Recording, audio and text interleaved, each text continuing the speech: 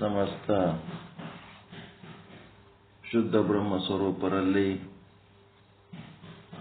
ಅನಂತ ಅನಂತ ಪ್ರಣಾಮಗಳು.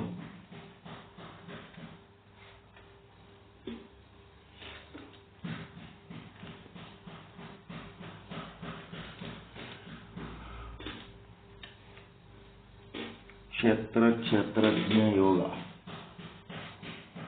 ಅದೇ ನಡೆದಲ್ರಿ ಈಗ ಭಗವದ್ಗೀತೆ ಒಳಗೆ.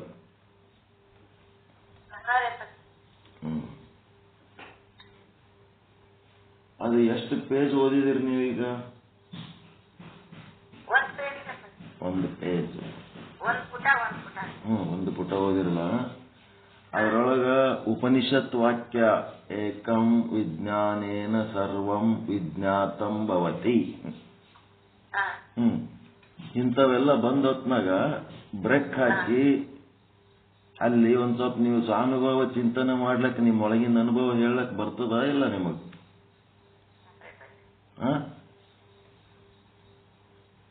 ಎಷ್ಟು ಸಾರಿ ದೃಷ್ಟಾಂತಗಳು ಕೊಟ್ಟು ಎಷ್ಟು ಸಾರಿ ವಿಶ್ಲೇಷಣೆ ಮಾಡಿ ಇಂಥವೆಲ್ಲ ಒಂದು ತಿಳಿದ್ರ ಎಲ್ಲವೂ ತಿಳಿದಂತೆ ಅಂತೇಳಿ ಎಷ್ಟೊಂದು ವಿಚಾರಗಳನ್ನ ತುಂಬಿಕೊಂಡಿರಿ. ಅದನ್ನು ಸುಮ್ಮ ಹಂಗೆ ಉಪನಿಷತ್ ಈ ವಾಕ್ಯ ಹೀಗೆ ಹೇಳುತ್ತದೆ ಮತ್ತದ ಹಾಗೆ ಹೇಳುತ್ತದೆ ಅಲ್ಲಿ ಏನ್ ಬರ್ದಾರ ಅದರಂಗೆ ನೀವು ಓದಿದ್ರ ಮತ್ತೆ ಯಾವ ಶಬ್ದ ಬಳಸ್ಬೇಕು ಗೊತ್ತಾಗಲ್ಲ ನಿಮಗನ್ನ. ಅದನ್ನ ಎಷ್ಟು ಅಲಕ್ಷ್ಯ ಮಾಡಿ ಓದ್ತೀರಿ ನೀವು. ಸುಮ್ ಸರಳ ಓದ್ಕೊಂಡು ಓದ್ತಿರಲ್ಲ, ಇದೇನದು ನಿಮ್ದು? ಅಲ್ಲಿ ಬಂದ ಕೂಡಲೇ ನಿಂದ್ರಂಗಿಲ್ಲ. ಈಗ ಷಡ್ಲಿಂಗಗಳ ಪ್ರತಿಪಾದನೆಗಳು ಅಂತ ಕೊಟ್ಟಾರೆ. ಈಗ ಷಡ್ಲಿಂಗಗಳ ಬಗ್ಗೆ ನಿಮಗೆ ವಿಶೇಷ ಜ್ಞಾನ ಆದ ಇಲ್ಲ? ಎದಕ್ಕೆ ಇಟ್ಕೊಂಡಿರಿ? ಅದು ಎದಕ್ಕೆ ಕಲಿತೀರಿ ನೀವೆಲ್ಲ? ಇವೆಲ್ಲ ಸುಮ್ಮ ಅದೇ ಓದ್ಕೊತ ಓದ್ತಿದ್ರಿ ಅಂದ್ರೆ ಅದೇ ಮಾಡ್ಕೊತಿರ್ಬೇಕು.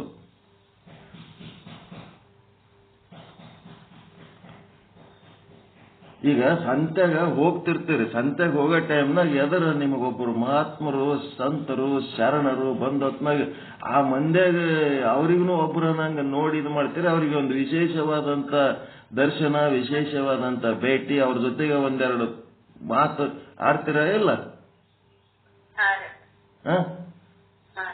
ಸಂತ್ಯಾಗ ಹಂಗೆ ಸುಮ್ ಊದಕ್ಕೆ ಈ ದಂಡಿಲಿಂತ ಆ ದಂಡಿ ತನಕ ಎಷ್ಟು ಸಾರಿ ಹೇಳ್ತೀನಿ. ಏನ್ ಇವ್ರಿಗೆ ಎಂದ್ ಬರ್ತದಪ್ಪ ಇಂಥ ಒಂದು ವಾಕ್ಯ ಇಲ್ಲಿ ಬಂದೊತ್ನಾಗ ಇದಕ್ಕ ನಾವು ಒಂದ್ ಸ್ವಲ್ಪ ಇದು ಪ್ರಕಾಶ ಮಾಡಿ ವಿಶೇಷ ಮಾಡಿ ಹೇಳಿ ಮುಂದೆ ಹೋಗ್ಬೇಕನ್ನೋದೇ ಬರಲ್ಲಲ್ಲ ನಿಮಗ?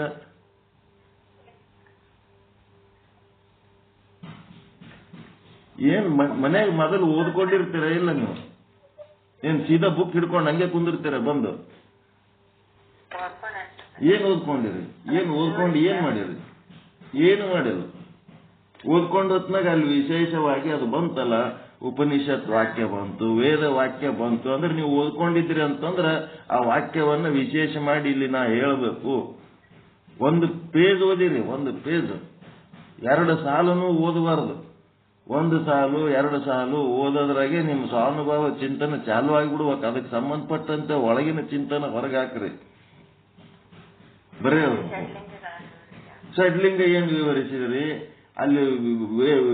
ಅಲ್ಲಿ ಅವರು ಸ್ವಚ್ಛ ಬರದಾರಲ್ಲಿ ಉಪನಿಷತ್ತು ಹೀಗೆ ಹೇಳುತ್ತದೆ ಅಂತ ಅಲ್ಲಿ ಅವ್ರು ಹೇಳ್ಯಾರಂತಂದ್ಮೇಲೆ ಉಪನಿಷತ್ತು ಹೀಗೆ ಹೇಳುತ್ತದೆ, ಅದು ಹೇಳುತ್ತದ. ನೀವೇನ್ ಹೇಳಿದ್ರಿ ಅದು ತಗೊಂಡು? ಉಪನಿಷತ್ತು ಹೇಳಿದ್ದು ಆ ಕಡೆ ತಂದು ಈ ಕಡೆ ಹಾಕಿದ್ರೆ ನಿಮ್ಮ ಅನುಭವ ಏನ್ ಹೇಳಿದ್ರಿ? ದುಃಖ ಆಗ್ತದ ಈ ರೀತಿ ಓದೋದು ನೋಡಿದ್ರೆ. ನಿಮ್ಮ ಒಳಗಿಂದ ಏನೇನು ಹೊರಗೆ ಬರಂಗಿಲ್ಲ.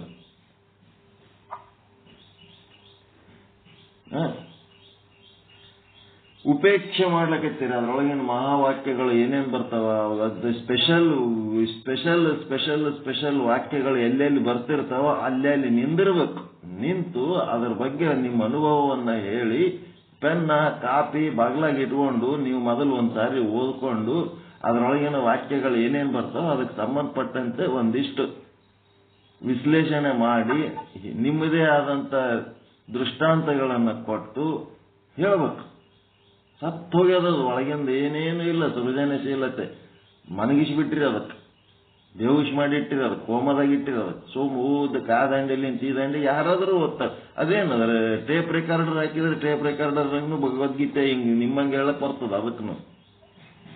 ಜಡ ಪ್ರವೃತ್ತಿ ಇದು ಓದೋದು.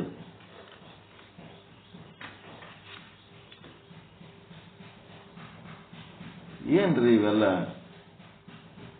ನಿಮ್ಗೆ ಒಳಗ ಆದ ಇಲ್ಲ. ಇದಕ್ಕೆ ಸಂಬಂಧಪಟ್ಟಂತೆ ಏಕಂ ಏವಂ ವಿಜ್ಞಾನಂ ಸರ್ವಂ ವಿಜ್ಞಾತಂ ಭವತಿ. ಇದಕ್ಕೆ ಸಂಬಂಧಪಟ್ಟಂತೆ ನಿಮ್ಗೆ ಸ್ವಾನುಭವ ಒಳಗ ಆದ ಇಲ್ಲ. ಇದಕ್ಕೆ ಅನುಭವ ಆದಿಲ್ರಿ ಒಳಗೆ. ನಿಮ್ಗೆ ಏನಾರ ಒಂದಿಷ್ಟು ವಿಶ್ಲೇಷಣೆ ಮಾಡಕ್ ನಿಮ್ಮ ಹತ್ರ ವಿಶೇಷವಾದಂತ ಜ್ಞಾನ ಆದಿಲ್ಲ. ಯಾರು ಇದ್ರೆ ಯಾಕೆ ಕೊಡಲ್ಲಾಗ್ಯಾರ?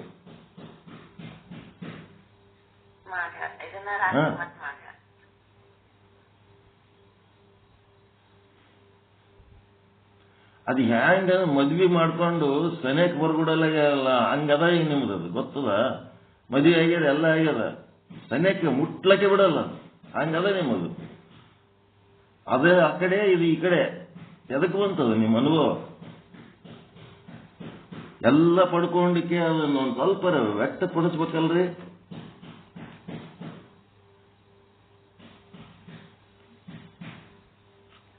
ನೀವು ರೀಡರ್ ಆಗ್ಬೇಡ್ರಿ.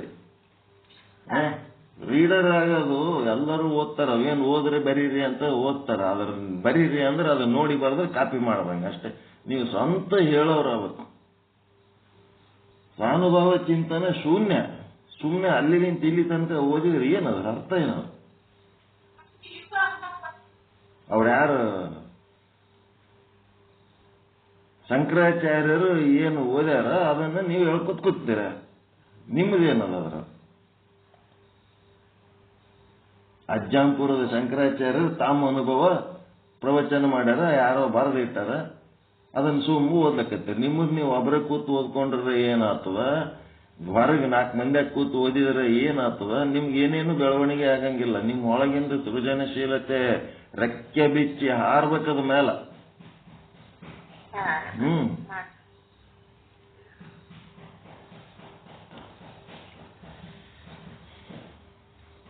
ಒಂದು ಸಾಲು, 2 ಸಾಲು, 3 ಸಾಲು, 4 ಸಾಲು ಓದೋದ್ರಾಗೆ ಅದ್ರೊಳಗೆ ಒಂದ್ ಏನಾರ ಮಹಾವಾಕ್ಯಗಳು ಬರ್ತಾವಲ್ಲ, ಬಂದ ಕೂಡ್ಲೇನೆ ತಗೋಬೇಕು. ಅದಕ್ಕೆ ಸಂಬಂಧಪಟ್ಟಂತ ದೃಷ್ಟಾಂತಗಳು, ಸಂಬಂಧಪಟ್ಟಂತ ನಿಮ್ಮ ಸ್ವಾನುಭವ ಚಿಂತನೆ ನಿಮ್ಮ ಸ್ವಂತ ಶಬ್ದಗಳಲ್ಲಿ ಹೇಳಕ್ ಶುರು ಮಾಡ್ಬೇಕು. ನೀವ್ ಹೇಳ್ದಂಗೆ ಹೇಳಿದ್ರಿ ಅಂದ್ರೆ 1 ತಿಂಗಳದಾಗ ವಿಚಾರ ಸಾಗರ ಮುಗಿದೋಗ್ಬಿಡ್ತದೆ. ದಿನ 2-3 ತಾಸು ಓದ್ಕೊತ್ ಕೂತೇವಂತಂದ್ರೆ ವಿಚಾರ ಸಾಗರ ಕಲಸೆ ಆಗ್ತದೆ. ಅದರಿಂದ ನಮಗೆ ಏನೂ ಉಪಯೋಗ ಇಲ್ಲ. ಜಸ್ಟ್ ಬೈ ರೀಡಿಂಗ್ ಏನೂ ಆಗಲ್ಲ. ಹತ್ಬೇಕವು. ನಾ ಮಾತಾಡ್ಕೋತಿದ್ದತ್ನಾಗ ಏನೋ ಮಾತಾಡ್ತೀರಿ. ಮಾತಾಡಾಗ ನಿಮಗೆ ಹೊಗಳಿದ್ರೆ ಒಂದು ರೀತಿ ಚೇಂಜಸ್ ಬರ್ತದಿಲ್ಲ. ಮತ್ತ ತೆಗಳಿದ್ರೆ ಇಟ್ಕೊಂಡು ಜೈಗಿ ಬೈದ್ ಬಿಟ್ರೆ ಅವಾಗ ನೀವು ಚೇಂಜ್ ಆಗ್ತೀರಿ. ಜನರಲ್ ಮಾತಾಡೋದು ಬೇರೆ, ಹೊಗಳೋದು ಬೇರೆ, ಬೈಯೋದು ಬೇರೆ. ಮಾತಾಡಿದ್ರು ಆಟೆ, ಹೊಗಳಿದ್ರು ಆಟೆ, ಬೈದ್ರು ಆಟೆ. ಹಿಂಗಾದ್ರೆ ಹೆಂಗ? ಒಳಗಿಂದ ಒಂದು ಪ್ರತಿಕ್ರಿಯೆ ಅನ್ನೋದು ಅದು ಎಲ್ಲದು? ಇದು ಎಷ್ಟು ಸಾರಿ ಆಯ್ತು ಹೇಳಕತ್ತೀನಿ. ಅದು ಏನು ಅದೇನು ಆ ಸೀಕ್ರೆಟ್ ಬಿಟ್ಟು ಕೊಡ್ತಾನೆ ಇಲ್ಲ. ಅದು ಒಳಗೆ ಹಂಗೆ ಗಟ್ಟೆ ಕೂತ್ಬಿಟ್ಟದ, ಕಲ್ ಕೂತಂಗ. ಅದೇನು ಚನ್ನಿ ತಗೊಂಡು ಸುತ್ತಿ ತಗೊಂಡು ಹಾಕ್ಬೇಕ? ಏನ್ ಮಾಡ್ಬೇಕ ಅದಕ್ಕೆ?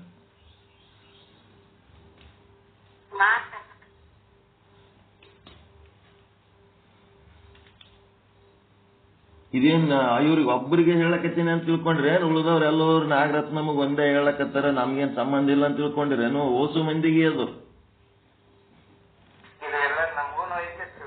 ಓಸು ಮಂದಿಗೆ ಅದು. ಎಲ್ಲರಿಗೆ, ಅವ್ರೊಬ್ಬರಿಗೆ ಅಲ್ಲ. ಅದು ನಾಗರತ್ನವ್ರು ನಿಮ್ಗೆ ಅಟ್ಟೆ ಅಂದಾರ, ನಮ್ಗೇನ್ ಸಂಬಂಧ ಇಲ್ಲ. ನಾ ಬರೇ ಉಪನಿಷತ್ ಅಷ್ಟೇ ಓದ್ತೀನಿ, ನಾ ವಚನ ಅಷ್ಟೇ ಓದ್ತೀನಿ, ನಾ ಸಿದ್ಧಾಂತಿಕಮಣಿ ಅಷ್ಟೇ ಓದ್ತೀನಿ, ಮತ್ತೇನೇನದ ಬರೀ ಅಷ್ಟೇ ಓದ್ತೀನಿ ಅಂತಂದ್ರೆ ನೀವು ರೆಕ್ಕೆ ಕತ್ತರಿಸಿದ ಹಕ್ಕಿಗಳ ಹಾಗೆ ಮಾಡ್ಲಿಕ್ಕತ್ತೀರ ಅಷ್ಟೇ. ಅಲ್ಲೇ ಬಿದ್ದಲ್ಲೇ ಬಿಲ್ಲ ಒದ್ದಾಡೋದು. ಹಾರಕ್ಕೆ ಬರಲ್ಲ, ಏನು ಬರಲ್ಲ. ಅದೇನು ಎದಕ್ ಬರ್ತದ ಹಂಗೆ ಮಾಡಿದ್ರೆ? ರೆಕ್ಕೆ ಬಿಚ್ಚಲಕ್ಕೆ ತಯಾರಿಲ್ಲ.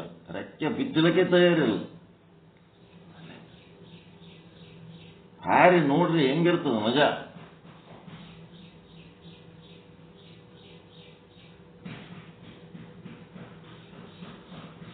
ಸೊಳ್ಳೆ ಮರಿ ತಾಯಿ ಬಲ್ಲೆ ಇತ್ತಂತದು. ತಾಯಿ ಬರ್ತಿದ್ದಳು ಓದ್ತಿದ್ದಳು ಬರ್ತಿದ್ದಳು. ಸೊಳ್ಳೆ ಎಷ್ಟು ದಿವಸ ಬದುಕ್ತದ? ಸೊಳ್ಳೆ ಆಯುಷ್ಯ ಎಷ್ಟದ ಗೊತ್ತದ? ಒಂದು ಸೊಳ್ಳೆ ಆಯುಷ್ಯ ಎಷ್ಟದ ಗೊತ್ತದ ರೀ? ಗೊತ್ತಿಲ್ಲ. 45 ದಿವಸದ ಅಷ್ಟೇ ಅದು.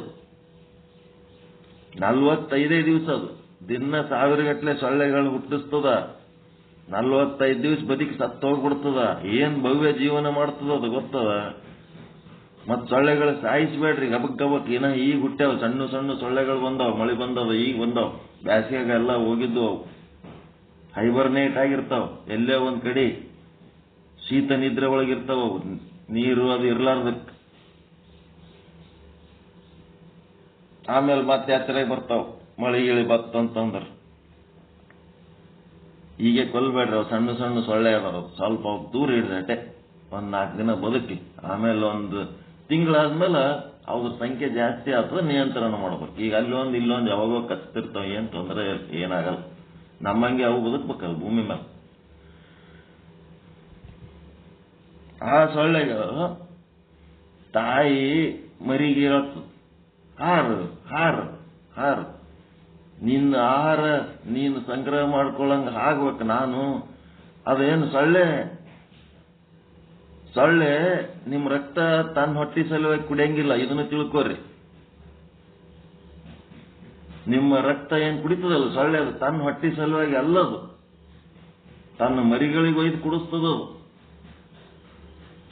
ಸೂಕ್ಷ್ಮ ರೂಪದಾಗ ಮರಿಗಳಿರ್ತಾವ. ಆ ಮರಿಗಳಿಗೆ ಕುಡಿಸೋದಕ್ಕೆ ಅದು ತನ್ನ ಹೊಟ್ಟಿಗೆ ಗಿಡದೊಳಗಿಂದು ರಸ ಅದು ಕುಡಿತದ. ಅದು ಯಾವ್ದು ಬೇಕಾದ ಗಿಡದಾಗ ಕೂತಕ್ಕೆ ಯಾವ ಗಿಡದ ಎಲಿ ರಸ ಕುಡಿತದ, ಯಾವ ಗಿಡದ ಬೇಕಾದಕ್ಕೆ ಹೂವಿನ ರಸ ಕುಡಿತದ.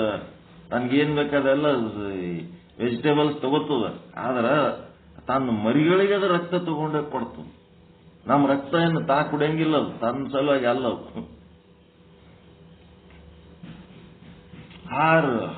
ಹಾರ ಅಂತ ಹೇಳಿದ್ಮೇಲೆ ಸ್ವಲ್ಪ ಹಾರಿತು. ಹಾರಿದ ಖುಷಿ ಅನ್ನಿಸ್ತು. ಇನ್ನೊಂದ್ ಸ್ವಲ್ಪ ಹಾರು ಹಿಂಗೆ ಹಾರ್ಕೋತ ಆ ಕಡೆ ಈ ಕಡೆ ಸ್ವಲ್ಪ ದೂರ ಹೋಗು. ಅಲ್ಲಿ ಇಲ್ಲಿ ಕೂತಿರ್ತಾರ ಮಂದಿ.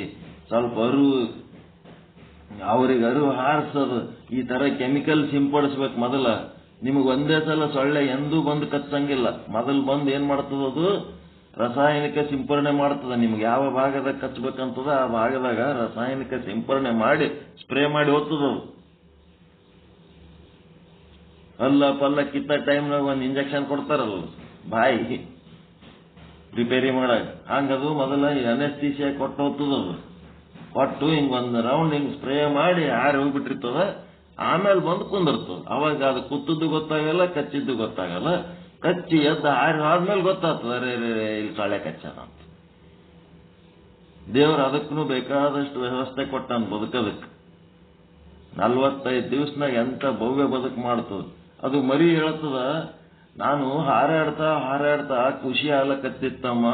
ಖುಷಿಯಾಗಿ ನಾನು ಹಾಡ್ಲಕತ್ತಿದ್ದೆ. ಗುಯ್ ಅಂತ ನನಗೆ ಸಂತೋಷ ಆಯ್ತು. ಹಾಡ್ಲಕತ್ತೀನಿ ಅಂತಂದ್ರ ಜನ ಸುತ್ತಮುತ್ತ ಎಲ್ಲರೂ ಚಪ್ಪಾಳೆ ತಡ್ತಿದ್ರಮ್ಮ ನನ್ನ ಹಾಡಿಗೆ. ಅವ್ರೇನ್ ಮಾಡ್ತಿದ್ರು ಮಂದಿ ಅದ್ರ ಚಪ್ಪಾಳೆ ತಟ್ತಿದ್ರು ಅಂತ ಹೇಳ್ತಾರೆ. ಕದೆ ನೋಡಪ್ಪ ಡೇಂಜರು. ನಿನ್ನ ಹಾಡಿಗೆ ಅವ್ರ ಚಪ್ಪಾಳೆ ತಟ್ಟಲ್ಲ, ಅವ್ರು ನಿನ್ನ ಕೊಲ್ಲಲಕ್ಕ ಚಪ್ಪಾಳೆ ತಡ್ತಿರ್ತಾರ. ಯಾರು ನಿನಗ ಹೊಗಳಲಕ್ಕತ್ತಾರ ತಿಳ್ಕೊಂಡಿದಿ, ಅವ್ರು ನಿನ್ನ ಕೊಲ್ಲತಿರ್ತಾರ. ಅವ್ರು ಸಾಯಿಸ್ಬೇಕಂತೇಳಿ ಚಪ್ಪಾಳೆ ತಡ್ತಿರ್ತಾರ. ಅವ್ರ ಚಪ್ಪಾಳೆ ತಟ್ಟದ್ರೆ ನೀ ಏನಾದ್ರು ಸಿಕ್ಕೊಂಬಿದ್ದಂದ್ರೆ ಸತ್ಯ ಓದ್ತಿದಿ ನೀನು. ಅವ್ರ ಚಪ್ಪಾಳೆಗಳಿಂದ ನೀ ದೂರ ಇರ್ಬೇಕು.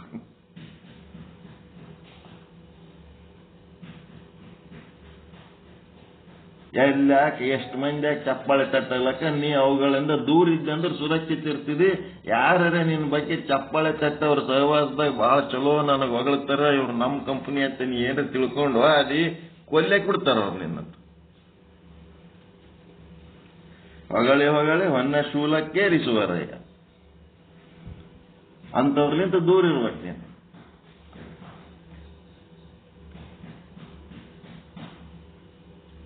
ಹಂಗ ಆನಂದ ಆಗ್ಬೇಕು. ನಿಮಗೆ ಆನಂದ ಆಗಂಗಿಲ್ಲ. ಇದು ಓದಿದ್ರೆ ನಿಮಗೆ ಆನಂದ ಆಯ್ತೇನೆ ಹೇಳ್ರಿ?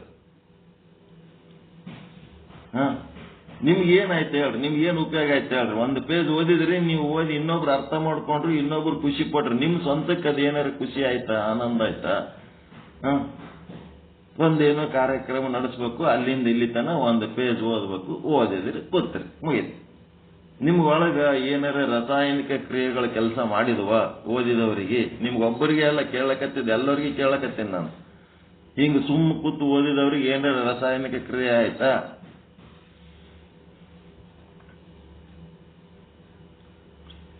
ಎದ್ರ ಬಗ್ಗೆ ಒಂದೀಗ ಬೇಕಲ್ಲ, ನಮ್ಮದೇ ಆದಂತ ಒಂದು ಪ್ರತಿಕ್ರಿಯೆ, ಪ್ರಾಣದ ಒಂದು ಲಕ್ಷಣ, ಜೀವಂತಿಕೆ ಲಕ್ಷಣನೇ ಅಲ್ಲದು. ಅಲ್ಲಿಂದ ಇಲ್ಲಿ ತನಕ ಸುಮ್ಮ ಓದಿದ್ರೆ ಅದು ಜಡ ಪ್ರವೃತ್ತಿ. ಅದು ಏನ್ ಹಿಂಗ್ ಓದ್ತಾರಲ್ಲ ಇವರು ಅನಿಸ್ಬಿಡ್ತದೆ. ಒಂದ್ ಸ್ವಲ್ಪರೇ ಅದಕ್ಕೆ ಸಂಬಂಧಪಟ್ಟಂತೆ ಒಳಗೆ ಒಂದು ಅಕ್ಷರ, ಒಂದು ಶಬ್ದ, ಒಂದು ವಾಕ್ಯ, ಒಂದು ಯಾವ ಶಬ್ದಾರೆ ತಗೋರಿ, ಒಂದ್ ಯಾವ ಶಬ್ದಾರೆ ತಗೋರಿ. ನಾ ಈಗೇನ್ ತಗೊಂಡಿನಿ, ಒಂದ್ ಸೊಳ್ಳೆ ತಗೊಂಡು ಮಾತಾಡಿದ್ನ ಇಲ್ಲ ಈಗ ನಾನು? ಇದಕ್ಕೇನಂತಾರ? ಸ್ಕಿಟ್ ಅಂತಾರ. Skit, SKIT. ಒಂದು ಕ್ಷಣ, ಒಂದು ಶಬ್ದ ತಗೊಂಡು ಒಂದು ಕ್ಷಣ ಅದಕ್ಕೆ ಸಂಬಂಧಪಟ್ಟಂತೆ ಒಂದೆರಡು ಮಾತಾಡೋದು. ಯಾವ ಶಬ್ದ ಯಾಕಿರ್ಲಕ್ಕ? ಬೆಕ್ಕದಿರ್ಲಕ್ಕ, ಬೆಕ್ಕದ ಶಬ್ದ ಇರ್ಲಕ್ಕ, ಅದಕ್ಕೆ ಸಂಬಂಧಪಟ್ಟಂತೆ ನಿಮ್ಮೊಳಗೆ ಒಂದು ಜ್ಞಾನ ಬರ್ತದ, ಜ್ಞಾನ ಇರ್ತದ, ಅದನ್ನು ವ್ಯಕ್ತಪಡಿಸ್ಬೇಕಷ್ಟೇ.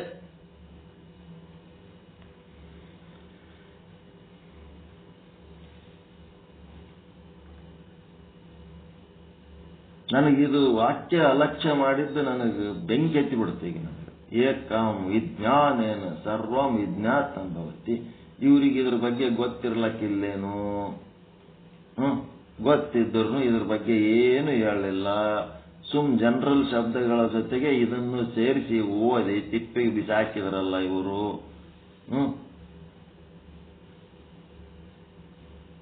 ಎದಕ್ಕೆ ಬಂತು? ಅನುಭವಿಸ್ಲಿಲ್ಲ, ತಾವು ಅನುಭವಿಸ್ಲಿಲ್ಲ, ನಮಗೂ ಅನುಭವಿಸ್ಲಿಕ್ಕೆ ಒಂದು 4 ಮಾತು ಆಡಿಸ್ಲಿಲ್ಲ. ಏನು ಕೊರತೆ ಅದ ಅಂತ ಹೇಳಕತ್ತೀನಿ. ಎಲ್ಲರೂ ಸುಧಾರಣೆ ಮಾಡ್ಕೊಳ್ರಿ, ಎಲ್ಲರೂ ಇಂಪ್ರೂವ್ ಮಾಡ್ಕೊಳ್ರಿ. ಒಣ ಹಮಾಲಿ ರೈಲ್ವೆದಾಗ ಇರ್ತಾರಲ್ಲ, ಆ ರೈಲ್ವೆದಾಗ ಬಂದು ಇಳಿಸಿದ್ದನ್ನು ತಂದು ಹೊರ ರಿಕ್ಷಾದಾಗ ಇಡೋರ್ಗತ್ಲೆ ಹಮಾಲಿ ಕೆಲಸ ಅದ ಅಷ್ಟೇ. ಅವ್ರು ಏಟ್ ಕೊಡ್ತಾರ ಅಷ್ಟು ತಗೊಂಡು ಹೋಗೋದು, ಮತ್ತೆ ರೈಲ್ವೆದಾಗ ಹೋಗಿ ಅಲ್ಲಿ ಯಾರು ತಂದಿಟ್ಟಿರ್ತಾರೆ ಸಾಮಾನು ತಂದು ಈ ಕಡೆ ಇಟ್ಬಿಡ. ಅದ್ರೊಳಗೆ ಒಂದು ಸಾಮಾನು ನಿಮಗೆ ಸಾಮಾನ್ಯ. ಹಂಗಾಗಬಾರ್ದು. ಅದ್ರೊಳಗೆ ಹಣ್ಣದವ, ಕನ್ನಡಿಗಳದವ, ಗಾಜಿನ ವಸ್ತುಗಳದವ, ಸೂಕ್ಷ್ಮ ವಸ್ತುಗಳದವ. ಏನಾರ ಅದ್ರ ಮುರಿದು ಹೋಗ್ತಾವ. ನಾನು ಹೆಂಗ್ ಅದನ್ನ ಕಾಳಜಿ ಮಾಡಿ ಇಟ್ಕೋಬೇಕ? ಬಾಗಿಲಾಗಿ ಇಟ್ಕೊಂಡು ಹೋಗ್ಬೇಕು, ಅದನ್ನು ಕಾಳಜಿ ಮಾಡ್ಬೇಕು. ಹೆಂಗ್ ಕಾಳಜಿ ಮಾಡ್ತೀರಿ? ಬಟ್ಟೆ ಅಂಗಡಿಯವ್ರು ಕೆಲವೊಂದು ಬಟ್ಟೆಗಳು ಕೊಟ್ಟೊತ್ನಾಗ ಹೇಳ್ತಾರ, ಇವಕ್ ಬ್ರಷ್ ಹೊಡಿಬಾರ್ದು, ಇವಕ್ ಹಿಂಡಬಾರ್ದು, ಇವಕ್ ಬಹಳ ಸಾಬೂನ್ ಹಚ್ಚಿ ತಿಕ್ಕಬಾರ್ದು, ಹಿಂಗೆಲ್ಲ ಹೇಳಿದ ಹೊತ್ನಾಗ ಆ ಕೆಲಸ ಅವ್ರಿಗೆ ಕೈಯಾಗ ಕೊಡ್ತೀರ? ಮುಸುರು ತಿಕ್ಕವ್ರಿಗೆ ತಗೋ ಬಗೆ ಒಗಿ ಅಂತ ಅವ್ರ ಕೈಯಾಗ ಕೊಟ್ರಿ ಅಂದ್ರೆ ಒಂದ್ ದಿನದಾಗ ಚಿನ್ನಿ ಮಾಡಿ ಹೋಗ್ತಾರ ಅದನ್ನ. ಅದು ನಾವು ವಸ್ತ್ರ ಧಾರಣೆ ಮಾಡ್ಬೇಕಾದ್ರೆ, ಅದನ್ನ ಚಂದ ಇಟ್ಕೋಬೇಕಾದ್ರೆ ನಾವೇ ಸ್ವಂತ ಕುತ್ತು ತೊಳ್ಕೊಂಡು ಉಪಯೋಗ ಮಾಡ್ಕೋತೀವಿಲ್ಲ, ಅವ್ರ ಕೈಯಾಗ ಕೊಟ್ರೆ ಕೆಡಿಸ್ತಾರಂತ. ಹಂಗ ನಮ್ಮೊಳಗ ಒಂದು ಅದ್ರ ಬಗ್ಗೆ ಕಾಳಜಿ ಬೇಕು, ಕಕ್ಲತ್ತಿ ಬೇಕು, ಅದ್ರ ಬಗ್ಗೆ ಒಂದು ಅಟ್ಯಾಚ್ಮೆಂಟ್ ಬೇಕು. ಇವತ್ತೇನ್ ಬರೀ ಇದೇ ಹೊರವರ ಅನ್ಕೋತ್ ಕುಂದ್ರಮ್ಮ, ಮತ್ ಮುಂದೆ ಹೋಗಮ್ಮ, ಮುಂದಾಗದ. ಬ್ರಹ್ಮಜ್ಞಾನ ಅದಕ್ಕಿಂತ ಅವುಗಳೇ ಭಾಳ ಆಗ್ತದೆ ನಮ್ಮದ್ರಾಗ. ಅದ್ರಾಗ ಯಾಕೆ ಗುರು ಆಗಿರ್ತೀವಲ್ಲ, ಸುಧಾರಣೆ ಮಾಡ್ಬೇಕಂದ್ರೆ ಕಟಿಬೇಕಾಗ್ತದೆ ಒಂದಿಟ್ಟು. ಅದು ಮೂರ್ತಿ ಎಲ್ಲಿ ಆಗತ್ತ ಮೂರ್ತಿ ಕಟ್ಟದ ಹೈರಾಣ ಆಗದೆ ಆಯ್ತು. ಮೂರ್ತಿ ಏನಾಗಲ್ಲ, ಅಲ್ಲೇ ಕೂತು ಮ್ಯಾಲ ಹಾಕಿದ ನೀರೆಲ್ಲ ತೆಳಗೆ ಇಳಿಸ್ಬಿಡ್ತದೆ ಅಷ್ಟೇ.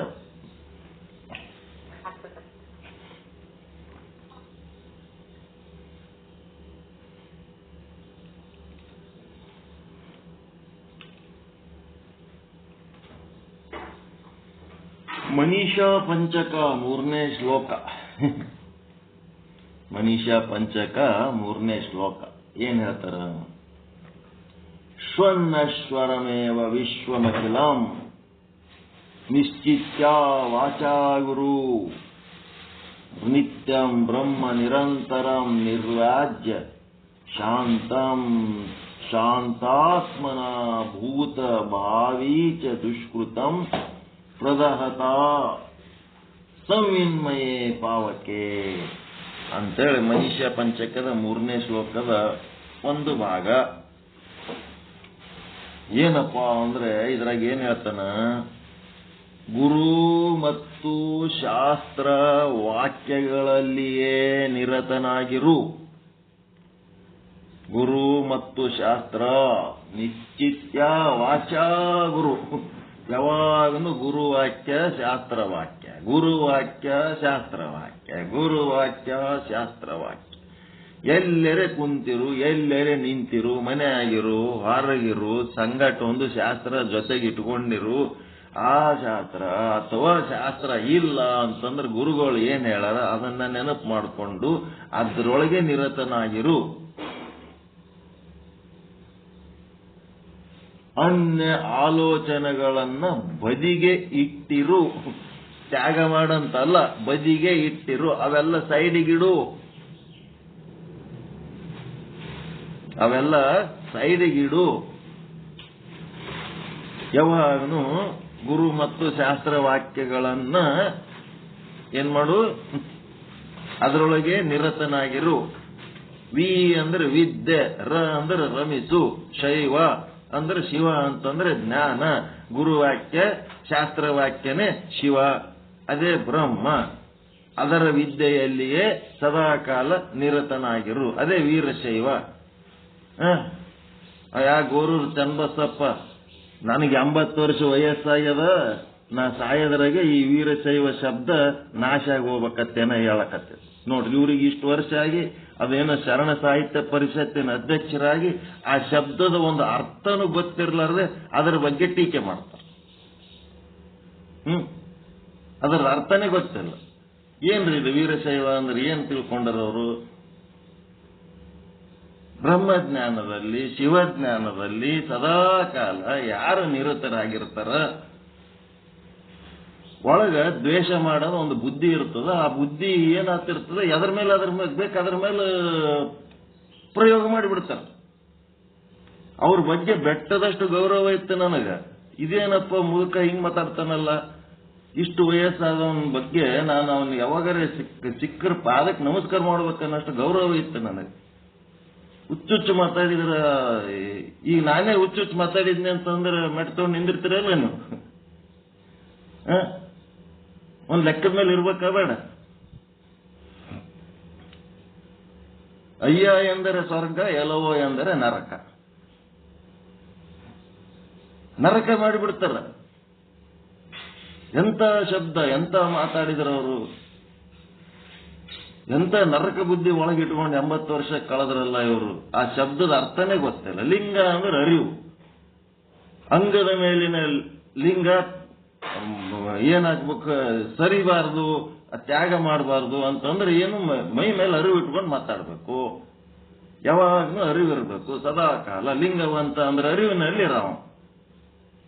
ಏನಿದ್ರಾಗ ಏನು ಲಿಂಗಾಯತ ಅಂದ್ರೆ ಲಿಂಗ ಜ್ಞಾನವನ್ನು ಪಡ್ಕೊಂಡವ.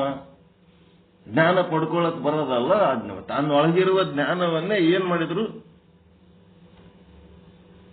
ತನ್ನೊಳಗಿರೋ ಜ್ಞಾನ ಪ್ರಕಟ ಮಾಡೋದಕ್ಕೆ ಗುರುವಾಕ್ಯದಿಂದ ಪ್ರಕಟ ಮಾಡುವಂತ ಒಂದು ಅವಕಾಶ ಪಡ್ಕೊಂಡ್ರು. ಹೌದಾ ಇಲ್ಲ? ಹಂಗ ವೀರಶೈವ, ನಾನು 80 ವರ್ಷ ವಯಸ್ಸಾಯ್ತು, ಇನ್ನು ಸಾಯೋದು ಸನೆ ಬಂದದ, ನಾ ಸಾಯೋದ್ರೊಳಗೆ ಅದು ವೀರಶೈವ ಶಬ್ದ ನಾಶ ಆಗ್ಬೇಕತಿ. ಇನ್ನ ಏಸು ಜನ್ಮ ಹುಟ್ಟಿ ಸತ್ತರ್ನು, ಈ ಗೋರೂರು ಚನ್ನಬಸಪ್ಪ ಏಸು ಜನ್ಮ ಹುಟ್ಟಿ ಏಸು ಜನ್ಮ ಸತ್ತರ್ನು ವೀರಶೈವ ನಾಶ ಆಗ್ತದ್ರಿ. ವಿದ್ಯೆಯಲ್ಲಿ ನಿರತನಾಗಿರುವಂತವ್ರನ್ನ ಯಾರು ನಾಶ ಮಾಡ್ಲಿಕ್ಕೆ ಸಾಧ್ಯ ಅದ ಹೇಳು? Knowledge once produced is produced for ever. ಒಂದು ಸಾರಿ ಜ್ಞಾನ ಉತ್ಪತ್ತಿ ಆಯ್ತು ಅಂದ್ರೆ ಅದು ಎಂದೂ ನಾಶ ಆಗಂಗಿಲ್ಲ. ಆ ಜ್ಞಾನಕ್ಕ ಯಾರ್ಯಾರು ಅಧ್ಯಯನ ಮಾಡುವುದರಲ್ಲಿ ನಿರತರಾಗಿರ್ತಾರ ಅವರು ನಾಶ ಆಗಂಗಿಲ್ಲ, ಅವರು ಅವಿನಾಶಿಗಳೇ ಆಗಿರ್ತಾರ. ದೇಹನೇ ನಾನು ಅಂತ ತಿಳ್ಕೊಂಡವರು ಸಾಯ್ತಾರ. ದೇಹನೇ ನಾನು ಅಂತ ತಿಳ್ಕೊಂಡವರು ಸಾವಿಗೆ ಕಾರಣರಾಗ್ತಾರ, ಸಾವಿಗೆ ಭಾಜನರಾಗ್ತಾರ. ಯಾರು ಈ ಜ್ಞಾನ ಅಂತಂದ್ರೆ ಬ್ರಹ್ಮಜ್ಞಾನ, ಬ್ರಹ್ಮ ಸ್ವರೂಪ, ಬ್ರಹ್ಮಭಾನ ಇದು ಆದವರು ಆ ದೇಹದ ಮುಲಾಜಿ ಇಟ್ಕೊಂಡಿರ್ತಾರನ್ರಿ. ಇವರು ಶಾಶ್ವತವಾಗಿ ಜೀವಂತವಾಗಿ ಎಲ್ಲಾ ಕಾಲದಲ್ಲಿ ಇರೋಂಥವ್ರು, ಎಲ್ಲ ಕಾಲದಲ್ಲಿ ಇರೋಂಥವ್ರು, ಸರ್ವಕಾಲಿಕ. ಹಿಂದಿನವರೆಲ್ಲರೂ ಶಾಶ್ವತವಾಗಿ ಯಾಕದರ? ಜ್ಞಾನಿಗಳಾಗಿದ್ದಕ್ಕದರ ಅವರು, ಜ್ಞಾನಿಗಳಾಗಿದ್ದಕ್ಕದರ. ಅದರ ಅರ್ಥನೇ ಗೊತ್ತಿರ್ಲಾರ್ದ ಏನಾರ ಮಾತಾಡ್ತಾರಲ್ರಿ. ಸರಿನಾ ತಪ್ಪ ಹೇಳ್ರಿ ಆ ರೀತಿ ಮಾತಾಡೋದು? ನಾನು ಸಾಯೋದ್ರಾಗೆ ವೀರಶೈವ ಶಬ್ದ ನಾಶ ಆಗ್ಬೇಕಂತ ಹೇಳೋದು ಸರಿನಾ ತಪ್ಪ? ಶಾಣ್ಯರು ಆಡೋ ಮಾತ ಅದು, ಬುದ್ಧಿವಂತರ ಆಡೋ ಮಾತ ಅದು. ಎಷ್ಟು ನನಗೆ ಯಪ್ಪ ಎಂತ ಪುಣ್ಯಾತ್ಮ, ಎಂತ ಮಾತಾಡದಲ್ವ ನೀನು, ನಿನಗೆ ಎಂತ ಗೌರವ ಇತ್ತು ನನ್ನ ಮನಸ್ಸಿನಾಗ. ಪಾತಾಳಕ್ಕೆ ಬಿತ್ತದು ಅವ ಆಡಿದ ಮಾತಿಗೆ. ಅವ ಬೆಕ್ಕದ ಶಾಣೆ ಇರಲಿ, ಎಟ್ಟರೆ ಸುಧಾರಿಸ್ಕೊಂಡು ಮಾತಾಡ್ಲಿ, ಎಟ್ಟರೆ ಅವೆಲ್ಲ ಬರೀ ಅಕ್ಷರ ಲೋಕದೊಳಗ ಹಿಂದ ಮುಂದೆ ತಿದ್ದಿ ಮಾತಾಡಿದಾರೆ. ಅದರೊಳಗೆ ಶಾಣೆತನ ತೋರಿಸಿದ್ರಿ. ಇವ್ರು ಬರೀ ಬೌದ್ಧಿಕವಾಗಿ ಶಾಣೆರದಾರೆ ಹೊರತು ಆಧ್ಯಾತ್ಮಿಕ ಅರ್ಥನೇ ಗೊತ್ತಿಲ್ಲಲ್ಲ ಇವರಿಗೆ. ಈಗ ಶಂಕರ ಬಿದರಿ ಅವರು ಎಷ್ಟು ಒಂದು ಮಾರ್ಮಿಕವಾಗಿ ಎಲ್ಲಾನು ಒಂದುಗೂಡಿಸ್ಬೇಕಂತ ಎಲ್ಲಾನು ಬೇರ್ಪಡಿಸಬಾರ್ದು ಅಂತೇಳಿ ಅವ್ರು ಹೆಜ್ಜೆ ಇಟ್ಟಾರ. ಅವ್ರಿಗೆ ಎಷ್ಟು ಟೀಚ್ ಮಾಡತಾರ? ಏನ್ ಮಾಡಿದ್ರು ಅದು ಒಂದಾಗಿದ್ದು, ಇವ್ರು ಪ್ರಯತ್ನ ಮಾಡಿದ್ದು ಒಳ್ಳೇದೇ. ಆದ್ರೆ ಒಂದಿದ್ದದ್ದು ಎರಡು ಮಾಡ್ಲಿಕ್ಕೆ ಯಾರ ಅಪ್ಪನಿಂದ ಸಾಧ್ಯ ಇಲ್ಲ. ಯಾರು ಇದು ಭೇದ ಮಾಡ್ಬೇಕಂತಾರ ಅವರೇ ನಾಶ ಆಗಿ ಹೋಗ್ತಾರೆ. ಭೇದವಾದಿಗಳೇ ನಾಶ ಆಗಿ ಹೋಗ್ತಾರೆ. ಅಭೇದ ಇದ್ದದ್ದು ಹೆಂಗ್ ನಾಶ ಮಾಡ್ತಾರ? ಅಖಂಡ ಪರಮಾತ್ಮನನ್ನ ಹೆಂಗ ಇವರು ಭೇದ ಮಾಡ್ತಾರ, ಹೆಂಗ ಕೆಡಿಸ್ತಾರ ಇವರು? ಇನ್ನೊಂದ್ ಸ್ವಲ್ಪ ಅದರಲ್ಲಿ ಅಭೇದ ಇದ್ರೊಳಗನೆ ಹೆಜ್ಜೆ ಇಟ್ಟಾರ ಶಂಕರ ಬಿದ್ರಿ ಅವ್ರಿ. ಮತ್ತೆ ಶಂಕರ ಬಿದ್ರಿ ಈಗ ಸದ್ಯ ಅವನು 21ನೇ ಶತಮಾನದ ಬಸವಣ್ಣ, ಮತ್ತಿನ್ನೇನಿಲ್ಲ. ನರೇಂದ್ರ ಮೋದಿ ಬಿಟ್ರೆ ನೆಕ್ಸ್ಟ್ ಶಂಕರ ಬಿದ್ರಿನೇ ಗೌರವಕ್ಕೆ ಅರ್ಹ. ಉಳಿದು ಎಲ್ಲ ವೇಸ್ಟ್ ನನ್ನ ಮಕ್ಕಳು. ಆ ಬಸವಣ್ಣನ ವಚನ ಓದಿ ಏನೂ ಅರ್ಥ ಮಾಡ್ಕೊಳ್ಳಾರ್ದು ದಾರಿ ತಪ್ಪಿ ಬಿಟ್ಟಾರ. ಓಸು ಮಂದಿ ದಾರಿ ತಪ್ಪಾರ. ಮತ್ತೆ ಎಲ್ಲರೂ ವೇಸ್ಟ್ ನನ್ನ ಮಕ್ಕಳು, ಸುಳ್ಳು ಅದಕ್ಕೆ ದಾರಿ ತಪ್ಪಿಸಿ ಎಲ್ಲ ಹೊಲಸು ಹಿಡಿಸಿಬಿಟ್ರ. ಬಸವಣ್ಣನ ಹೆಸರು ಸರ್ವ ನಾಶ ಮಾಡಿದರು. ದೊಡ್ಡ ದೊಡ್ಡ ಸಂಘಗಳು, ಸಂಸ್ಥೆಗಳು ಏನೆಲ್ಲ ಕಟ್ಕೊಂಡು ಕೂತಾರ, ಅದ್ರ ಮರ್ಮನೆ ಅರ್ಥ ಮಾಡ್ಕೊಳ್ಳಿಲ್ಲಲ್ಲ ಇವು. ದುಃಖ ಆಗ್ಲಕತ್ತದ. ಇವರೆಲ್ಲ ಬಸವಣ್ಣಂದು ಮಾಡಿ ಇದು ಹಳ್ಳಿ ಬೆಳೆಸೋದ್ರ ಬದಲಿ ಹಾಳು ಮಾಡ್ಲಕತ್ತಾರಲ್ಲ ಇವರೆಲ್ಲ ಸೇರಿ. ಇರ್ಲಿ, ಏನ್ ನಡಿಲ್ಲ. ಅವ್ರು ಮಾಡಿದ್ದು ಅವರಿಗೆ ಸರಿ, ಇವ್ರು ಮಾಡಿದ್ದು ಇವರಿಗೆ ಸರಿ.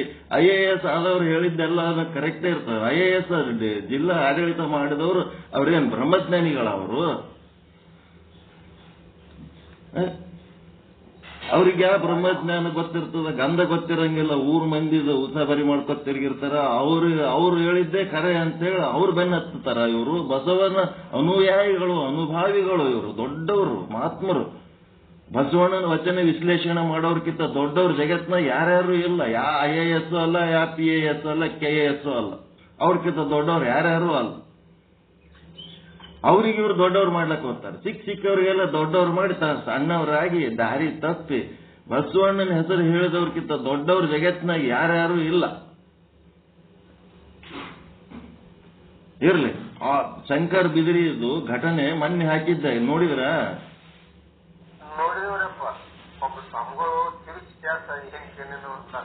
ಅದು ಆಯ್ತು ಬಿಡ್ರಿ. ಈಗ ಅದು ಬಿಡ್ರಿ. ಈಗ ನಿಜಲಿಂಗಪ್ಪ ಅವರು ಮುಖ್ಯಮಂತ್ರಿ ಆದಾಗ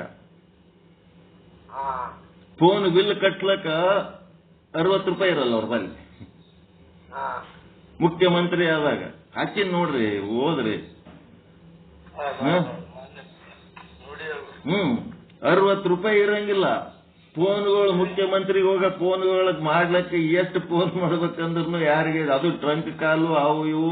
ಆಗಿನ ಕಾಲದಾಗ ಸುಡುಗಾಳ ಕಾಲ, ಅದು ಏನು ಇದಿರ್ಲಾರ್ದ ಕಾಲದೊಳಗ ಜನರು ಭಯಂಕರ ತ್ರಾಸನಾಗ ಒಳಗಾಗ್ತಾರೆ. ಮುಖ್ಯಮಂತ್ರಿ ಸಂಗಟ ಮಾತಾಡ್ಬೇಕಾದ್ರೆ ಏನ್ ಮಾಡ್ಬೇಕು, ಕಮ್ಯುನಿಕೇಶನ್ ಸಮಸ್ಯೆ, ಇವರು ಪೊಲೀಸರಿಗೂ ಶಂಕರ ಬಿದಿರಿ ಅವರಿಗೂ ಸಮಸ್ಯೆ.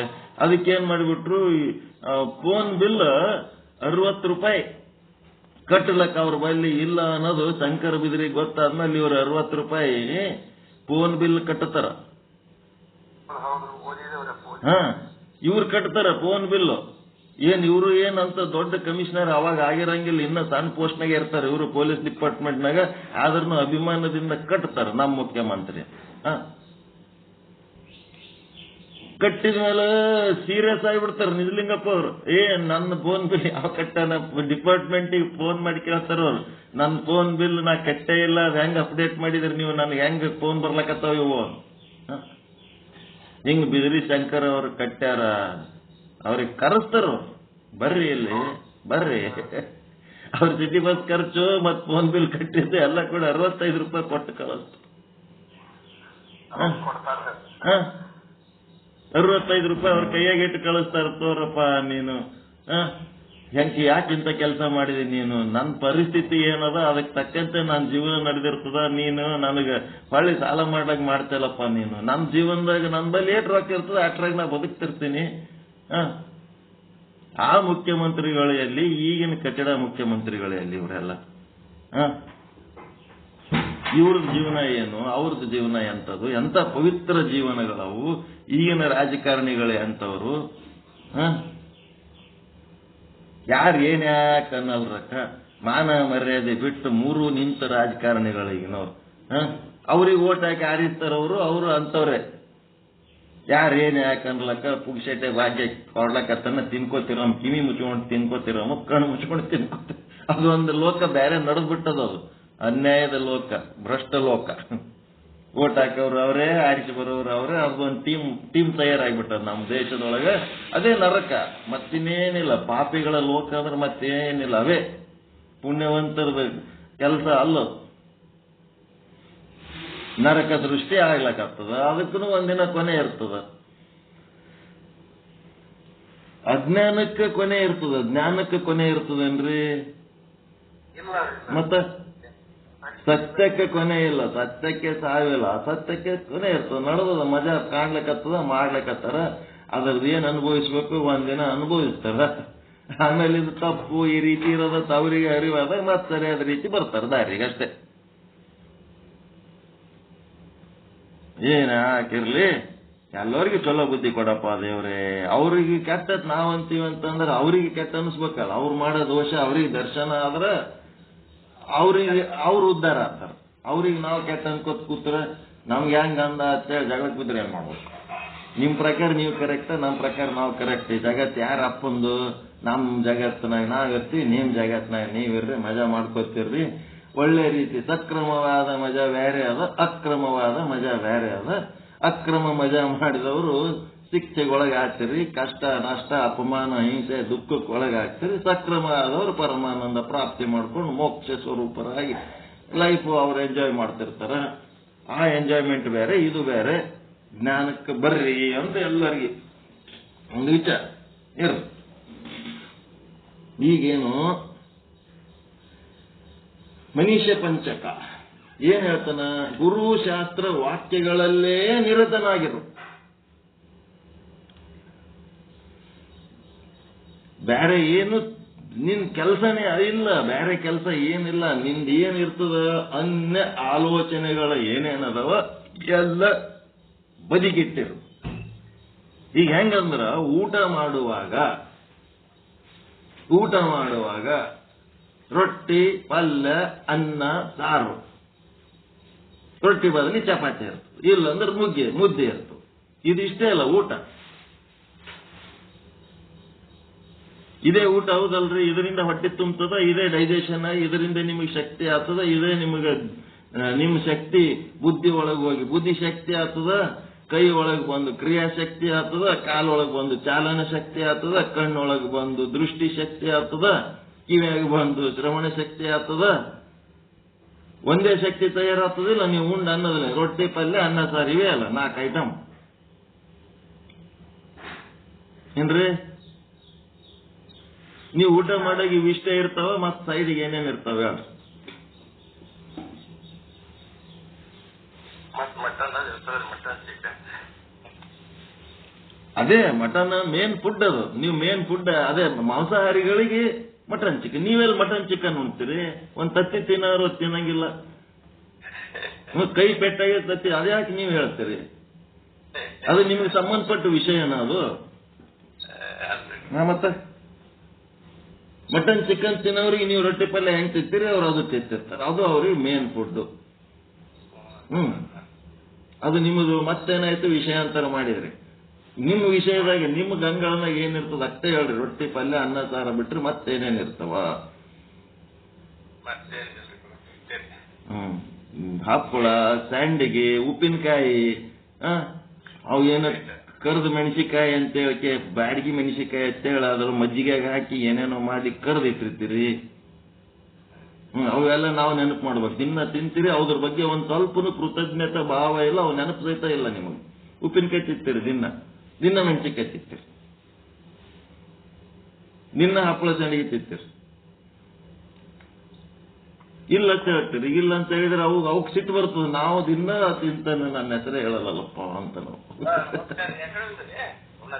ಎಕಡೆ ಹೋಯ್ತು ನೋಡಿ ಗಾಡಿ.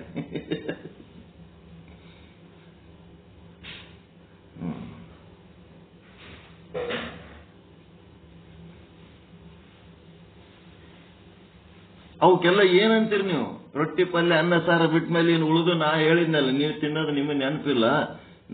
ನಾನ್ ಹೇಳಕತ್ತೇನೆ, ನೀವು ತಿನ್ನೋದ್ರ ಬಗ್ಗೆ ತಿಲ್ಲಕತ್ತೀರಿ. ಇಲ್ಲಿ ಇವೆಲ್ಲ ಹಪ್ಪಳ, ಸ್ಯಾಂಡಿಗೆ, ಉಪ್ಪಿನಕಾಯಿ, ಚಟ್ನಿ ಪುಡಿ, ಮತ್ತೇನೇನು ತಿಂತಿರಲ್ಲ ಸೈಡ್ ಇಟ್ಕೊಂಡು, ಅವಕ್ಕೆಲ್ಲ ಏನಂತೀರಿ? ಸೈಡ್ಸ್ ಅಂತೀರಾ ಇಲ್ಲ? ಅವಕ್ಕ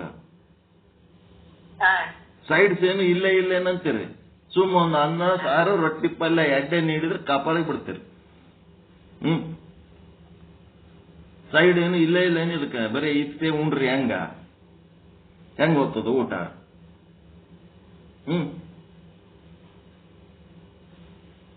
ಅದಕ್ಕೆ ಸೈಡ್ಸ್ ಅಂತೀರಾ ಇಲ್ಲ? ಇವು ಅದಾವಿಲ್ಲ ಸೈಡ್ಸ್ ಇರ್ತಾವ ಇಲ್ಲ? ಈ ಲೌಕಿಕ ಸಂಸಾರ ಏನದ ಅಂದ್ರೆ ಅವು ಸೈಡ್ಸ್ ಇಟ್ಟಂಗೆ ಇಟ್ಕೋರಿ, ಬದಿಗಿಡುವು. ಅನ್ಯ ಆಲೋಚನೆಗಳು ಏನೇನದಾವ ಬದಿಗಿಡು, ಬ್ಯಾಡ ಅನ್ನಂಗಿಲ್ಲ. ಅದಕ್ಕೇನ್ ಹೇಳ್ಯಾರ? ತ್ಯಾಗ ಮಾಡಂತ ಹೇಳಿಲ್ಲ ಶಂಕರಾಚಾರ್ಯರು. ಇದು ತಿಳ್ಕೋರಿ, ಬದಿಗಿಟ್ಟುಕೋ. ಸದಾಕಾಲ ರೊಟ್ಟಿ ಪಲ್ಯ ಅನ್ನ ಸಾರು ಉಣ್ಣೋದ್ರಾಗೆ ನಿರತನಾಗಿರು. ಅವುಗಳನ್ನ ಬದಿಗಿಟ್ಟುಕೋ, ಸೈಡ್ಗಿಟ್ಟುಕೋ. ಇದು ಉಣ್ಣ ಟೈಮ್ನೊಳಗ ಬಾಯಿ ರುಚಿ ಒಂದ್ ಸ್ವಲ್ಪ ಡಿಮ್ ಆಯ್ತು, ಅವಾಗ ಒಂದ್ ಸ್ವಲ್ಪ ಅದನ್ನು ಬಳಸು. ಸುಮ್ಮ ಬಾಯಿ ರುಚಿ ಒಂದು 4 ತುತ್ತು ತಿನ್ನೋದ್ರಾಗೆ ಬಾಯಾಗ ರಸ ಕಡಿಮೆ ಆಗ್ತದ. ಅವಾಗ ನೀವು ಒಂದೇನ್ರ ಉಪ್ಪಿನಕಾಯಿ ಸಂಡಿಗೆ ಚಪ್ಪರಿಸಿದ್ರೆ ಅಂದ್ರೆ ಮತ್ತೆ ರಸ ಜಾಸ್ತಿ ಬರ್ತದೆ. ಅವಾಗ ಮತ್ತೆ ಊಟ ಮಾಡೋದು. ಇಷ್ಟೇ ಅಲ್ಲ ಊಟ ಮಾಡೋ ಪದ್ಧತಿ. ಈಗ ಏನಾಗ್ಯದ ಅಂದ್ರೆ ರೊಟ್ಟಿ ಪಲ್ಯ ಅನ್ನ ಸಾರ ಬದಿಗಿಟ್ಬಿಟ್ಟಿರಿ ನೀವು. ಸೈಡ್ಗಳು ಮೇನ್ ಮಾಡ್ಕೊಂಡು ತಿನ್ಕೊತ್ ಕೂತೀರಿ.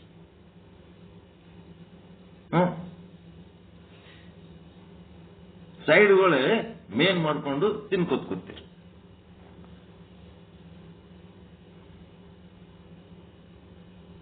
ಹೆಂಗಿದು?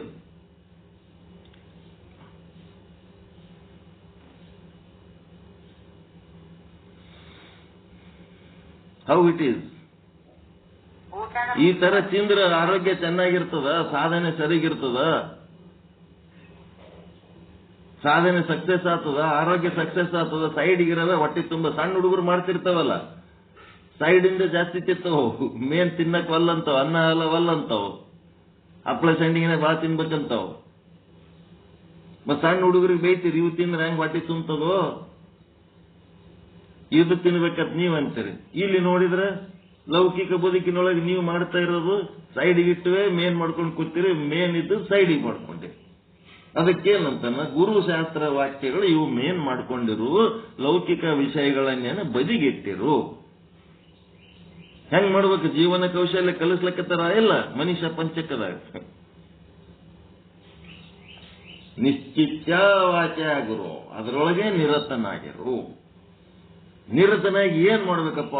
ಗುರು ವಾಕ್ಯಗಳಲ್ಲಿ, ಶಾಸ್ತ್ರ ವಾಕ್ಯಗಳಲ್ಲಿ ಏನು ತಿಳ್ಕೋಬೇಕು ನೀನು? ಏನ್ ತಿಳ್ಕೋಬೇಕು? ಈ ಜಗತ್ತದಲ್ಲ ಈ ಜಗವ ನಂಬಿ ಸುಖವೇನಿಲ್ಲ ಅಂತ ಆಡ್ತಾರಲ್ಲ ಅಲ್ಲಿ ಮೈಸೂರವರು. ಈ ಜಗತ್ತೇನದ ಚೇಂಜ್ ಆಗ್ತಿರ್ತದೆ, ಇದ್ದಂಗೆ ಇರಂಗಿಲ್ಲ. ಏನಾಗ್ತದ? ಸದಾ ಪರಿವರ್ತನಶೀಲ. ಇದನ್ನು ನಂಬಿದವರಿಗೆ ಹಿಂಗೇ ಇರ್ತದ ತಿಳಕೆ ನಂಬಲಕ್ಕಾಗ್ತದ? ಈ ವಸ್ತು, ಈ ಭಾವ, ಈ ಗುಣ, ಈ ಬುದ್ಧಿ, ಈ ಸ್ಥಿತಿ ಇದು ಹಿಂಗೇ ಇರ್ತದಂತೇಳಿ ಜಗತ್ತ ನಂಬಬೇಕ? ನಿಮ್ಮ ಶರೀರ ಮನಸ್ಸುಗಳ ಜಗತ್ತಿನ ಒಂದು ಭಾಗಗಳು ಯಾವು? ಜಗತ್ತನ್ನು ಕೂಡಲೇ ಬರೀ ಹೊರಗಿರೋ ಅಷ್ಟೇ ಅಲ್ಲ, ನಿಮ್ಮ ಶರೀರನೂ ಅದೇ ಜಗತ್ಲಿಂತ ಮಾಡಿದ್ದು ಒಂದು ಶರೀರ, ಅದನ್ನು ಚೇಂಜ್ ಆಗ್ತದೆ. ಅದರೊಳಗಿರೋ ಮನಸ್ಸದ ಅದನ್ನು ಚೇಂಜ್ ಆಗ್ತದೆ. ಅದಕ್ಕೇನದ? ಇದು ಜಗತ್ತು ಪರಿವರ್ತನಶೀಲ, ಮನಸ್ಸು ಪರಿವರ್ತನಶೀಲ, ಶರೀರ ಪರಿವರ್ತನಶೀಲ, ಬ್ರಹ್ಮಾಂಡದೊಳಗೆಲ್ಲ ಎಲ್ಲ ಜೀವಿಗಳು, ವಸ್ತುಗಳು ಎಲ್ಲ ಓಸು ಪರಿವರ್ತನಶೀಲ, ಎಲ್ಲ ಓಸು ಚೇಂಜ್ ಚೇಂಜ್ ಚೇಂಜ್ ಇದ್ದಂಗೆ ಇರಲ್ಲ. ಮೊದಲು ತಿಳ್ಕೊಂಡಿರ್ರಿ, ಇದು ಕಟ್ಟಿ ತಿಳ್ಕೊರಿ. ನಿರ್ವಿಕಾರಿಯಾಗಿ ಶಾಶ್ವತವಾಗಿ ಶಾಂತವಾಗಿ ಇರೋ ಯಾರು? ಆತ್ಮಚೈತನ್ಯ ಒಂದೇ, ಬ್ರಹ್ಮ ಒಂದೇ. ಬ್ರಹ್ಮ ಒಂದು ಬಿಟ್ರ ಉಳಿದು ಎಲ್ಲ ಏನದವ ಚೇಂಜ್ ಹಾಕೋತ್ ಹೋಗ್ತಾವ. ಚೇಂಜ್ ಹಾಕೋತ್ ಒಂದಿನ ನಾಶ ಆಗಿ ಹೋಗ್ಬಿಡ್ತಾವ. ಬ್ರಹ್ಮ ಒಂದೇ ಸತ್ಯ, ಜಗತ್ ಮಿಥ್ಯ. ಇದು ತಿಳ್ಕೊ. ಬ್ರಹ್ಮ ನಿರ್ವಿಕಾರಿ, ಸಮಸ್ತ ಜಗತ್ತು ವಿಕಾರಿ, ಪರಿವರ್ತನಶೀಲ. ಏನಾರ ಚೇಂಜ್ ಆಯ್ತಂತಂದ್ರ ಅವತ್ತು ಹಂಗಂದಿದ್ದ, ಇವತ್ತು ಹಿಂಗಂದ. ಯಾಕ? ಅವ ಜಗತ್ತಿನ ಒಂದು ಭಾಗ ಇದ್ದದಕ್ಕೆ ಹಂಗಾಗಿರ್ತಾನ. ಅವನಿಗೆ ಒಳಗೆ ಬ್ರಹ್ಮ ಪ್ರಜ್ಞೆ ಇತ್ತಂದ್ರೆ ಅವ ಹೇಗೆ ಚೇಂಜ್ ಆಗ್ತಾನ? ಬ್ರಹ್ಮ ಪ್ರಜ್ಞೆ ಇಲ್ಲ, ಅವ ಜಗತ್ತಿನ ಒಂದು ಭಾಗ. ಜಗತ್ತದು ಇಲ್ಲದ್ದು ಸುಳ್ಳು. ಸುಳ್ಳು ಹೇಳೋದಕ್ಕೆ ಮಾನ ಮರ್ಯಾದೆ ಇರ್ತದೇನ್ರಿ ಯಾವಾಗರೆ? ಅದಕ್ಕೊಂದು ಸ್ಟ್ಯಾಂಡರ್ಡ್ ಅಂತ ಇರ್ತದ? ಇಲ್ಲದ ಶೋಕಿ ತೋರಿಸಿದ್ರೆ ಅದಕ್ಕೆ ಮಾನ ಮರ್ಯಾದೆ ಇರ್ತದೇನು?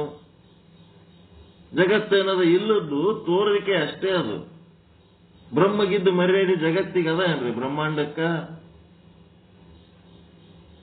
ಬ್ರಹ್ಮಗಿದ್ದ ಗೌರವ ಬ್ರಹ್ಮಾಂಡಕ್ಕೆ ಕೊಡ್ಲಕ್ ಆಗ್ತದ? ಅವ ಬ್ರಹ್ಮಾಂಡದ ಒಂದು ಭಾಗ ಆಗಿದ್ನಂತಂದ್ರ ಚೇಂಜ್ ಆಗಿಬಿಡ್ತಾನ. ಅವ ಬ್ರಹ್ಮನ ಭಾಗ ಆಗಿದ್ನು ಅಂತಂದ್ರೆ ಚೇಂಜ್ ಆಗಂಗಿಲ್ಲ, ಶಾಶ್ವತವಾಗಿರ್ತಾನ.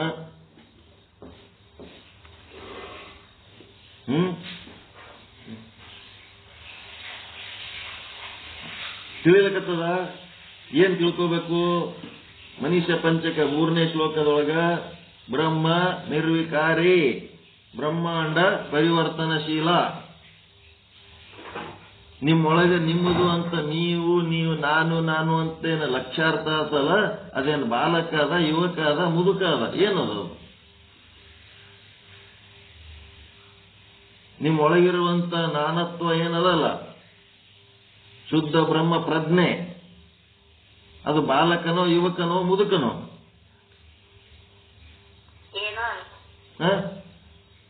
ನಿರ್ವಿಕಾರಿ. ಅವ ಬಾಲಕನೂ ಆಗಲ್ಲ, ನಿರ್ವಿಕಾರಿ. ಅದು ಅದರೊಳಗೆ ಯಾವ ವಿಕಾರಗಳು ಇಲ್ಲ.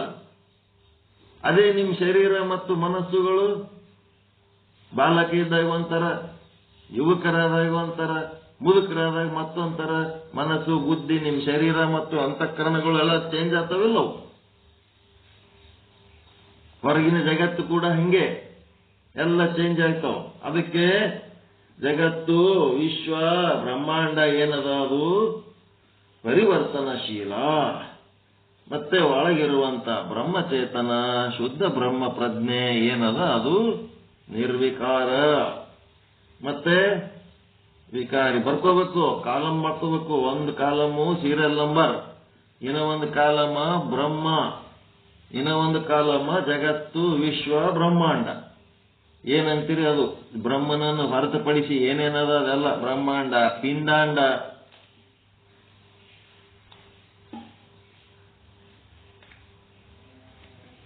ಬ್ರಹ್ಮಾಂಡ, ಪಿಂಡಾಂಡ ಎಲ್ಲ ಎಲ್ಲ ಶರೀರ, ಸ್ಥೂಲ ಶರೀರ, ಸೂಕ್ಷ್ಮ ಶರೀರ, ಕಾರಣ ಶರೀರ. ಕಾರಣ ಶರೀರ ಅಜ್ಞಾನ. ಜ್ಞಾನ ಬತ್ತಂದ್ರೆ ಅದು ಇಲ್ದಂಗೆ ಆಗ್ತದಿಲ್ಲ. ಜ್ಞಾನ ಬಂದಂಗ ಒಂಚೂರು ಜ್ಞಾನಿ ಒಂಚೂರು ಅಜ್ಞಾನಿಯಾಗಿ ವರ್ತನೆ ಮಾಡ್ತಿರ್ತದಿಲ್ಲ ಕಾರಣ ಶರೀರ. ಪೂರಾ ಜ್ಞಾನ ಬತ್ತಂದ್ರೆ ಪೂರಾ ಇಲ್ದಂಗ ಆಗ್ತದೆ. ಸ್ವಲ್ಪ ಜ್ಞಾನ ಮಾಡ್ಕೊಂಡ್ರಿ ಅಂದ್ರೆ ಸ್ವಲ್ಪ ಅಜ್ಞಾನಿ ಸ್ವಲ್ಪ ಜ್ಞಾನಿ. ತುಸು ಜಾಣ ತುಸು ಕೋಣ.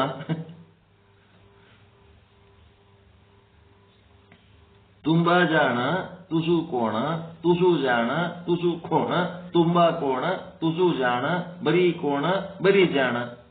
ಎಷ್ಟು ತರ ಅದ ಗೊತ್ತ ಜ್ಞಾನದ ಸ್ಥಿತಿ ಒಳಗ ಕಾರಣ ಶರೀರ. ಮೊದಲು ಜ್ಞಾನದ ಗಂಧ ಇರ್ಲಾರ್ದಾಗ ಬರೀ ಕೋಣ. ಯಾವಾಗ ಜ್ಞಾನ ಚಾಲು ಆಯ್ತು ಆದ ಹೊತ್ನಾಗ ಏನಾಯ್ತು ತುಂಬಾ ಕೋಣ ತುಸು ಜಾಣ. ಮಧ್ಯದಲ್ಲಿ ಬಂದಾಗ ತುಸು ಜಾಣ ತುಸು ಕೋಣ ಅದೀಟ್ ಇದೀಟ್ ಎರಡು ಇರ್ತು. ಮುಂದೆ ಬರ್ತಾ ಬರ್ತಾ ತುಂಬಾ ಜಾಣ ತುಸು ಕೋಣ. ಬಹಳ ತಿಳ್ಕೊಂಡನ ಅವನು ಹಿಂಗೆ ಮಾತಾಡ್ತಿರ್ತಾನ. ಏನ್ ಮನ್ಸಿಗೆ ಹಚ್ಕೋಬಾರ್ರಿ, ಎಲ್ಲ ಚಲೋ ತಿಳ್ಕೊಂಡ್ ಮನುಷ್ಯ ಅದನ್ನ, ಅವನೇನ್ ಕೆಟ್ಟವಲ್ಲ, ಯಾರ ಮೇಲೆ ದ್ವೇಷ ಇಲ್ಲ, ಏನೋ ಅಂದಿರ್ತಾನ, ಏನ್ ಮನ್ಸಿಗೆ ಹಚ್ಕೋಬೇಡ್ರಿ, ಒಳ್ಳೆ ಭಾವನೆ ಇದ್ದವನೇ ಅದನ ಅಂತೇಳಿ ತುಂಬಾ ಜಾಣ ತುಸು ಕೋಣ. ಮುಂದ ಆ ಕೋಣ ಬುದ್ಧಿನೂ ಕಳ್ಕೊಂಡ್ಬಿಟ್ನಂತಂದ್ರ ಏನಾಗ್ತದ?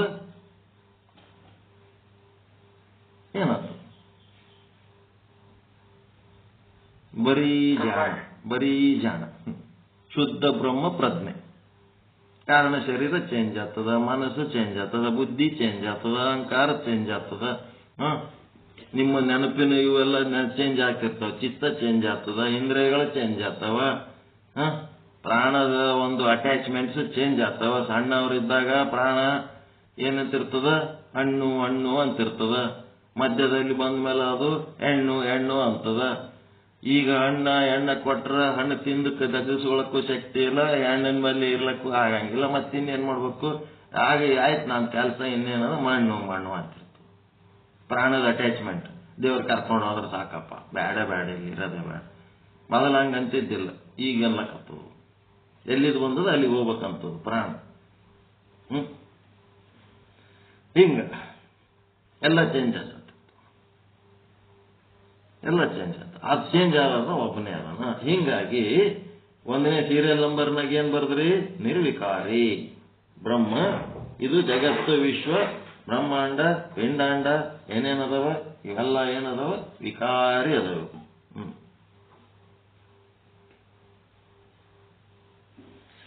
ಓಕೆ, ನೆಕ್ಸ್ಟ್ ಬ್ರಹ್ಮ ಏನನ್ನ ಶಾಶ್ವತನ ಅಶಾಶ್ವತದನ? ಬ್ರಹ್ಮ ಶಾಶ್ವತ ಅದನ.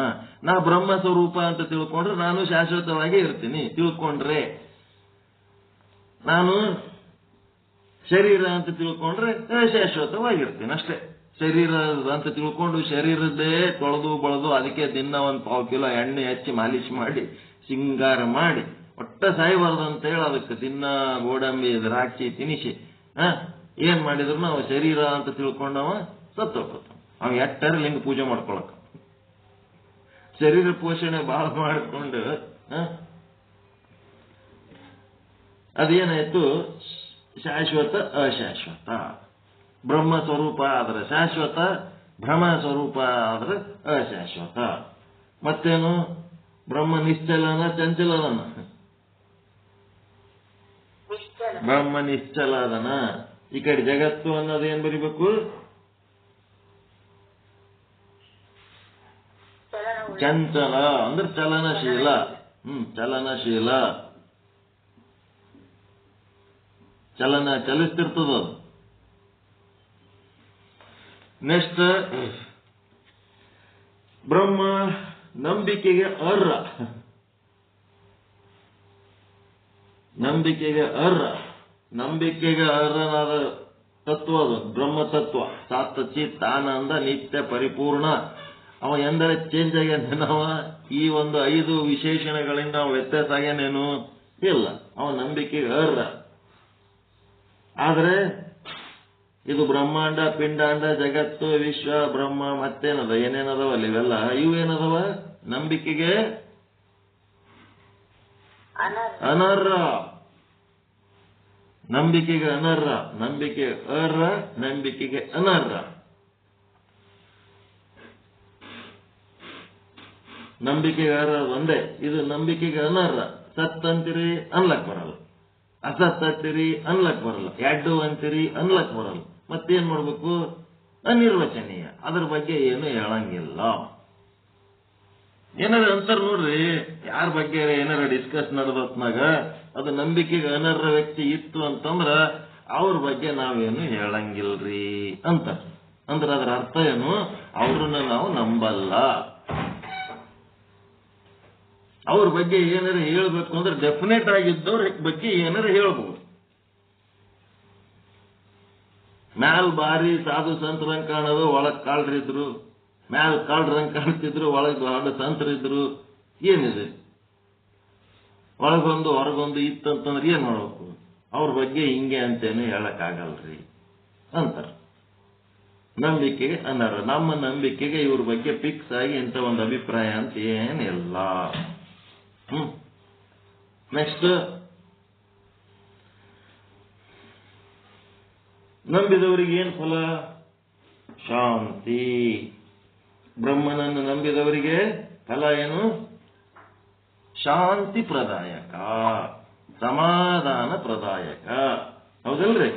ಸಮಚಿತ್ತತೆ, ಶಾಂತಿ ಪ್ರದಾಯಕ, ಸಮಚಿತ್ತ, ಬ್ಯಾಲೆನ್ಸ್.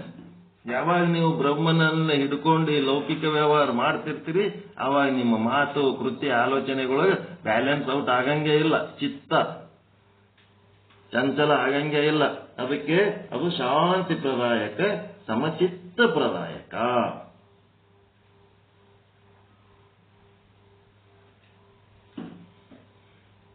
ಯಾರಿಗೆ? ನಂಬಿದವರಿಗೆ. ಬ್ರಹ್ಮನನ್ನು ನಂಬಿದವರಿಗೆ. ನೆಕ್ಸ್ಟ್, ಈ ಜಗತ್ತು, ವಿಶ್ವ, ಬ್ರಹ್ಮಾಂಡ, ಪಿಂಡಾಂಡ, ಈ ಶರೀರ, ಇವೆಲ್ಲ ಲೌಕಿಕ ವ್ಯವಹಾರ, ಸಂಸಾರ ನಂಬಿದವರಿಗೆ ಅಶಾಂತಿ ಪ್ರದಾಯಕ. ಎಲ್ಲಾ ಕಾಲದಲ್ಲಿ ಅಸಮಚಿತ್ತ, ಬ್ಯಾಲೆನ್ಸೇ ಇರಂಗಿಲ್ಲ. ಅವ್ರ ಮಾತಿನೊಳಗ, ಕೃಷಿ ಒಳಗ, ಆಲೋಚನೆ ಒಳಗೆ ಏನೇನು ಬ್ಯಾಲೆನ್ಸ್ ಇರಲ್ಲ. ಬ್ಯಾಲೆನ್ಸ್ ಔಟ್ ಕೇಸುಗಳು, ಮೆಂಟಲ್ ಕೇಸುಗಳು ಅವೆಲ್ಲ. ಪುತ್ರ ಸಂತಿ ಅಂತಾರ.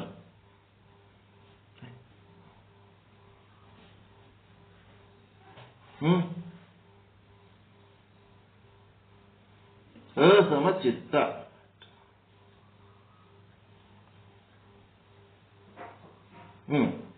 ಮುಂದೇನಾಗ್ತದ? ಬ್ರಹ್ಮನನ್ನು ನಂಬಿದವರಿಗೆ ಒಂದು ವಾಕ್ಯ ಬರ್ಕೋಬೇಕು. ಏನು? ಪೂರ್ವ ಮತ್ತು ಉತ್ತರಗಳ. ಪೂರ್ವ ಮತ್ತು ಉತ್ತರ ಅಂತಂದ್ರೇನು? ಈಗಿರೋದು ಪ್ರಾರಬ್ಧ. ಪೂರ್ವ ಅಂತಂದ್ರೆ ಎಂತ ಕರ್ಮ? ಅದು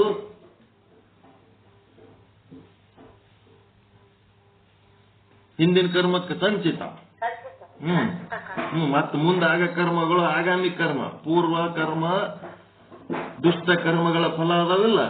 ಮುಂದೆ ನಮ್ಮ ಕೈ ಮೇಲೆ ಆಗವು ಕರ್ಮಗಳು, ಕೆಟ್ಟ ಕೆಲಸ ಆಗವು. ಮತ್ತು ಈಗ ಹಿಂದಾಗಿತ್ತು ಅವೆಲ್ಲ ಏನವ? ಪೂರ್ವ ಮತ್ತು ಉತ್ತರಗಳ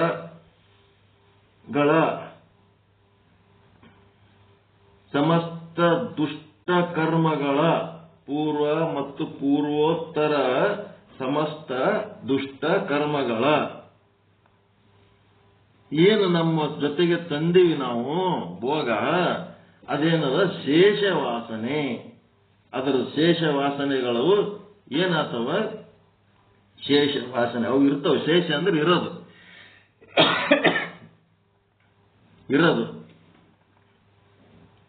ಶೇಷ ವಾಸನೆಗಳು ಶುದ್ಧ ಬ್ರಹ್ಮ ಪ್ರಜ್ಞೆಯ ಅಗ್ನಿಯಲ್ಲಿ, ಶುದ್ಧ ಬ್ರಹ್ಮ ಸ್ವರೂಪ ಪ್ರಜ್ಞೆಯ ಅಗ್ನಿಯಲ್ಲಿ ಏನಾಗ್ಬಿಡ್ತಾವವು? ಕರ್ಮ ವಾಸನೆಗಳು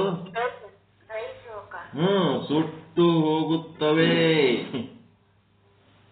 ಸುಟ್ಟು ಹೋಗ್ಬಿಡ್ತಾವ. ಶುದ್ಧ ಬ್ರಹ್ಮ ಸ್ವರೂಪ ಪ್ರಜ್ಞೆ ತಾಳಿದ್ರಿ ಅಂತಂದ್ರೆ ನಿಮ್ಮದು ಕೋಟಿ ಜನ್ಮದ್ದು ಸಂಚಿತ ಕರ್ಮ ಇದ್ರೂ ಆ ಒಂದು ಪ್ರಜ್ಞೆಯ ಒಂದು ಕಿಡಿಯಿಂದ ಅದು ಎವರೆಸ್ಟ್ ಶಿಖರದಷ್ಟು ದೊಡ್ಡ ಬೆಟ್ಟ ಇದ್ರೂ ಸಹಿತ ಬೆಂಕಿ ಹತ್ತಿ ಸರ್ವನಾಶ ಆಗಿ ಹೋಗ್ಬಿಡ್ತು.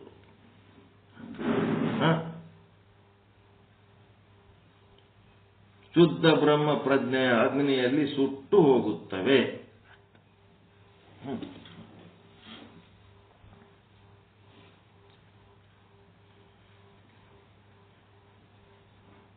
ಸುಟ್ಟು ಹೋಗುತ್ತವೆ.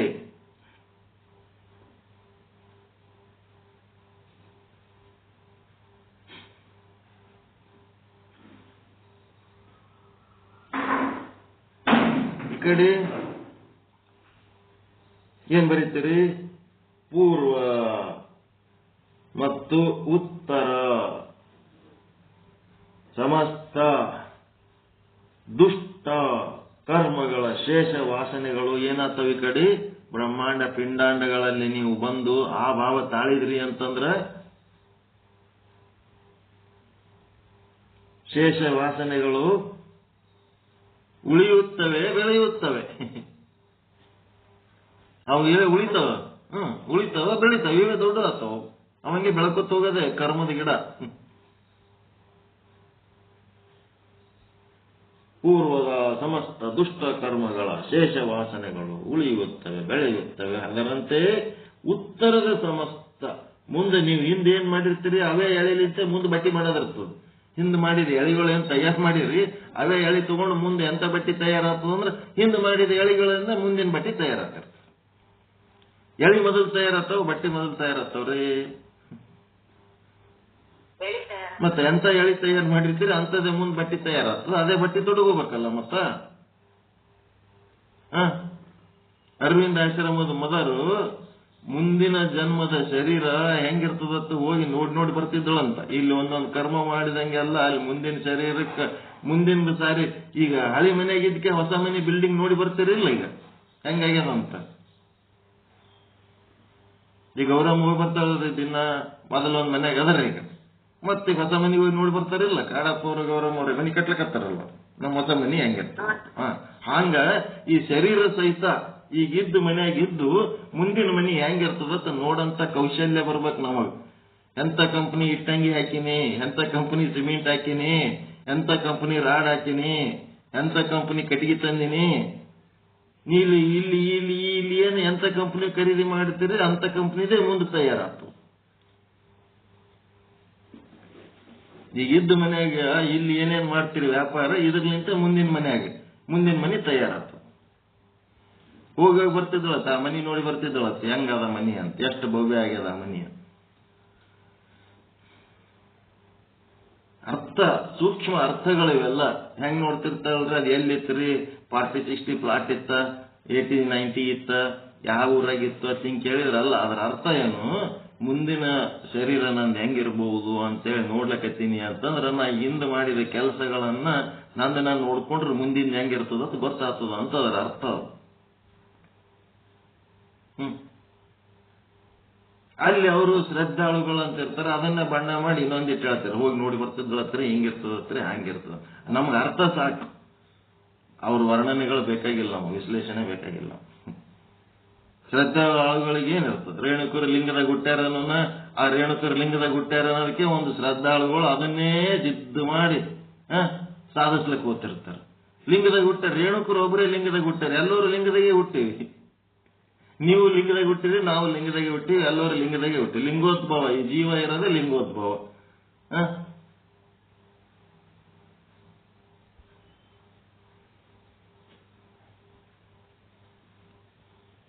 ಎಲ್ಲರೂ ಎಲ್ಲಿ ಹುಟ್ಟಿರ್ತಾರ್ರಿ? ಲಿಂಗದಿಂದ ಹುಟ್ಟಿರ್ತಾರ ಇಲ್ಲ?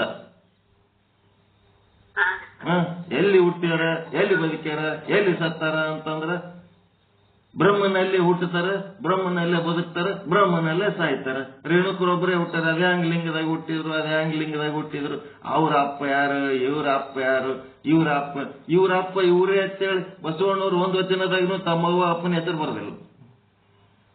ಯಾವ್ದಾರು ವಚನದಾಗ ಬರ್ದಾರನ್ರಿ ಅವ್ರು? ನಮ್ಮವ್ವ ಅಪ್ಪ ಮಾದರಸ, ನಮ್ಮಮ್ಮ ಮಾದಲಾಂಬಿಕೆ ಅಂತೇಳಿ ಅವರೆಲ್ಲರೂ ಬರ್ದಾರ. ಮತ್ತ ಯಾವ ವಚನದಾಗ ಅದು ಇವ್ರ ಅಪ್ಪ ಅವನ ಹೆಸರು? ಇವ್ರ ಅಪ್ಪ ಅವತ್ತು ಇವ್ರು ಹೇಳ್ತಾರ, ನಮಗ್ ಗೊತ್ತಿಲ್ಲ ಅಂತೇಳಿ ಅನ್ಲಕ್ ಎದ್ರ ಹತ್ತಲಕ್ ಬರಂಗಿಲ್ಲ ಏನಿದು? ಅವ್ರ ಅವ್ವ ಅಪ್ಪನ್ ತಗೊಂಡ್ ನಮ್ಗೆ ಏನ್ ಮಾಡ್ಬೇಕಾಗ್ಯದ, ಅವ್ರು ಹ್ಯಾಂಗ್ ಹುಟ್ಟ್ಯಾರ ಅನ್ನೋದ್ ತಗೊಂಡ್ ನಮ್ಗೆ ಏನ್ ಮಾಡ್ಬೇಕಾಗ್ಯದ, ಅವ್ರು ಏನು ಬೆಳಕು ಕೊಟ್ಟಾರ ಜಗತ್ತಿಗೆ, ಅದು ನಮಗ್ ಮುಖ್ಯ. ಅದು ನಮಗ್ ಮುಖ್ಯ. ಅವ್ರ ಅವ್ವ ಅಪ್ಪನ್ ತಗೊಂಡ್ ನಮ್ಗೆ ಏನ್ ಮಾಡ್ಬೇಕಾಗ್ಯದ? ಎಲ್ಲರೂ ಹುಟ್ಟದಂಗ್ ಹುಟ್ಟಿರ್ತಾರ. ಒಂದೇನೋ ಜನರಿಗೆ ಒಂದ್ ರೀತಿ ನಂಬಿಕೆ ಬರಲಿ ಅನ್ನೋದಕ್ಕೆ ಒಂದ್ ರೀತಿ ಆ ರುದ್ರಮುನಿ ದೇವರು ರೇಣುಕಾಚಾರ್ಯ ಹಿಂಗೆ ನೆಲದ ಮೇಲೆ ಹಿಂಗೆ ಕೈ ಆಡಿಸಿದ್ರು, ನೆಲದೊಳಗಿಂದ ಅವ್ರು ಉತ್ಪನ್ನ ಆದ್ರು ಅಂತೇನೇನೋ ಅದಾವ ಹಿಸ್ಟ್ರಿ ಒಳಗೆ. ಪುರಾಣದಾಗ ಏನೋ ಬರೆದಿರ್ತಾರ, ಅವ್ ತಗೊಂಡು ಏನ್ ಮಾಡ್ಬೇಕು, ನಂಬೋರಿಗೆ ಒಂದು ಬೇಕು, ನಂಬಿಸ್ಲಕ್ಕ ಒಂದೇ ಬೇಕು ಹೇಳ್ತಿರ್ತಾರೆ. ಆದ್ರೆ ಅವ್ರು ಕೊಟ್ಟಂತ ಶಾಸ್ತ್ರ ಏನದಲ್ಲ, ಶ್ಲೋಕಗಳು ಅವು ಏನದಾವ ಅವು ತಗೊಂಡು ನಾವು ಲಾಭ ಮಾಡ್ಕೋಬೇಕೆ ಹೊರತು ಇಂಥವೆಲ್ಲ ಗುದ್ದಾಡಬಾರ್ದು. ಬಸವಣ್ಣನ ಹುಟ್ಟಿನ ಬಗ್ಗೆನೂ ಅಷ್ಟೇ ಗದ್ದಲಿಟ್ಟಾರೆ, ಅವನ ಸಾವಿನ ಬಗ್ಗೆನೂ ಅದು ತಗೊಂಡು ಏನ್ ಮಾಡ್ಬೇಕು, ಅವೆಲ್ಲ ತಿಪ್ಪೆ ಹಾಕೋ ವಿಷಯ. ಹುಟ್ಟೋದು ಸಾಯೋದು ಶರೀರಕ್ಕೆ ಸಂಬಂಧಪಟ್ಟ ವಿಷಯ ಅದ. ಅವ್ರು ಕೊಟ್ಟ ಪ್ರಜ್ಞೆ ಶುದ್ಧ ಪ್ರಜ್ಞೆ ಅದಲ್ಲ, ಶುದ್ಧ ಬ್ರಹ್ಮ ಪ್ರಜ್ಞೆ. ಆ ಪ್ರಜ್ಞೆ ನಮ್ಮ ಜೀವನದಕ್ಕೆ ಬೆಳಕು ಮಾಡ್ಕೊಂಡ್ರೆ ಸಾಕು. ಅವ್ ತಗೊಂಡು ಏನ್ ಮಾಡ್ಬೇಕು? ಒಬ್ಬೊಬ್ರು ಜನ್ಮದ ಬಗ್ಗೆ ತಗೊಂಡು ಋಷಿ ಮೂಲ, ಅವೇನೋ ನದಿ ಮೂಲ ಅವೆಲ್ಲ ನೋಡ್ಲಕ್ ಹೋದ್ರೆ ಏನು ಚಂದ ಇರಂಗಿಲ್ಲ ಅಂತ, ಅದಕ್ಕೆ ಅವೆಲ್ಲ ನೋಡ್ಲಕ್ ಹೋಗಬಾರ್ದು. ಅವ್ರು ಮಾಡಿದ ಕೆಲಸಗಳನ್ನ ನೋಡ್ಬೇಕು. ಅವು ಜಗತ್ತು ಉದ್ಧಾರ ಮಾಡಂತವು, ಬೆಳಕಾಗಂತವು, ತಮಗೆ ಶಾಂತಿ ನೆಮ್ಮದಿ ಕೊಡಂತವ್ರ ಅವು ಮಾಡ್ಬೇಕು. ಅದಕ್ಕೇನಾಯ್ತು, ಇಲ್ಲಿ ಕರ್ಮಗಳು, ಸಂಚಿತ ಕರ್ಮ, ಆಗಾಮಿ ಕರ್ಮ ಏನೇನಿರ್ತಾವ ಅವೆಲ್ಲ ಏನಾಗ್ತಿರ್ತಾವ, ಈ ಜಗತ್ತನ್ನ ನಂಬಿದವರಿಗೆ ಅವು ಉಳಿತಾವ, ಅವ ಹಂಗೆ ಬೆಳೀತಿರ್ತಾವ. ಇಲ್ಲಿ ಏನಾಗ್ತಿರ್ತದ, ಶುದ್ಧ ಬ್ರಹ್ಮ ಸ್ವರೂಪ ಪ್ರಜ್ಞೆ ಇತ್ತಂದ್ರೆ ಇಲ್ಲಿ ಅವು ನಾಶ ಆಗಿ ಹೋಗ್ಬಿಡ್ತಾವ. ಅವುಗಳನ್ನ ನಾಶ ಮಾಡ್ಕೋಬೇಕು ಅಂತಂದ್ರೆ ನಾವು ಶುದ್ಧ ಬ್ರಹ್ಮ ಪ್ರಜ್ಞೆ ಒಳಗಿರ್ಬೇಕು. ಶುದ್ಧ ಬ್ರಹ್ಮ ಪ್ರಜ್ಞೆ ಒಳಗಿದ್ದೇವಂತಂದ್ರ ಏನಾಗ್ತದಪ್ಪ ಅಂತಂದ್ರೆ, ತಲೆ ಮೇಲೆ ನಿಮ್ಮ ಕರ್ಮ ಮಾಡ ಒಂದು ಇಟ್ಟಂಗಿ ಬೀಳ್ತದ ಅಂತ ತಿಳ್ಕೊ. ತಲೆ ಮೇಲೆ ಇಟ್ಟಂಗಿ ಬಿತ್ತಂದ್ರೆ ಏನಾಗ್ತದ,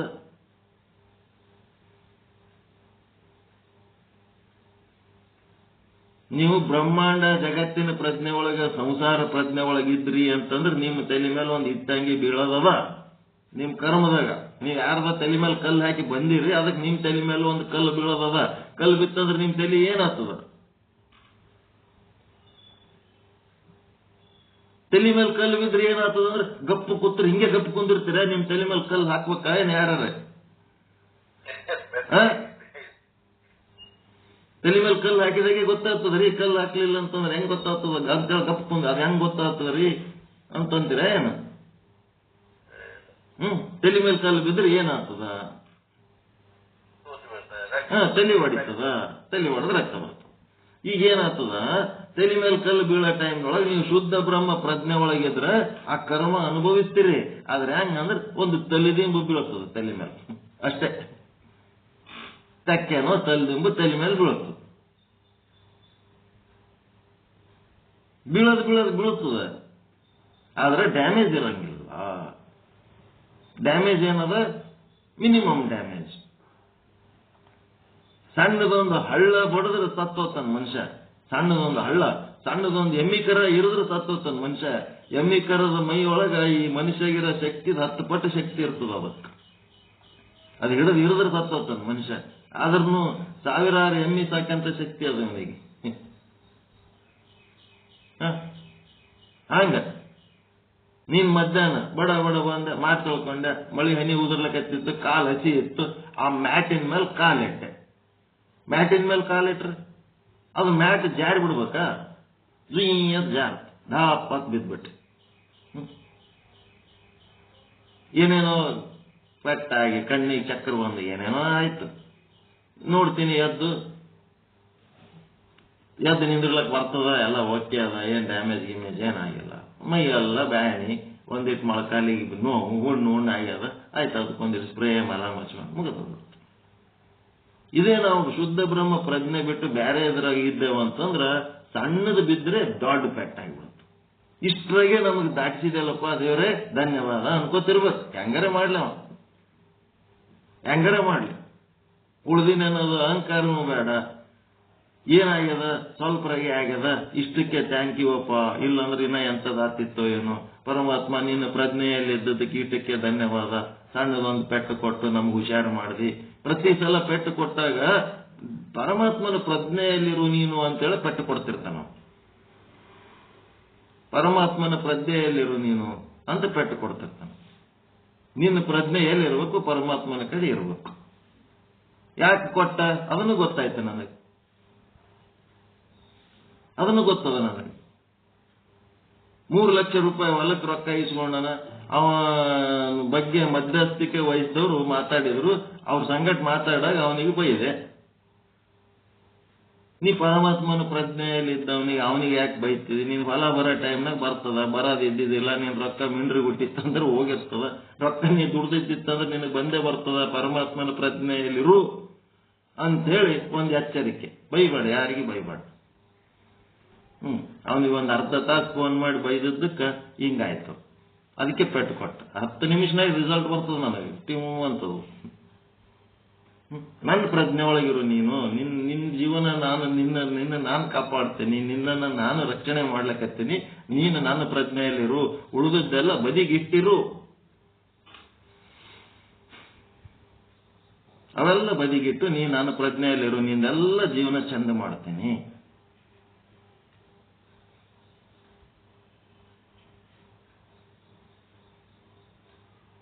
ವಿಚಿತ್ರದಲ್ಲಿ ಇವೆಲ್ಲ ಎಕ್ಸ್ಪೀರಿಯನ್ಸ್ಗಳು ಹೇಳ್ಬೇಕಾದ್ರೆ ಅವನ ಪ್ರಜ್ಞೆ ಒಳಗಿದ್ರೆ ಯಾವ ರೀತಿ ಲಾಭ.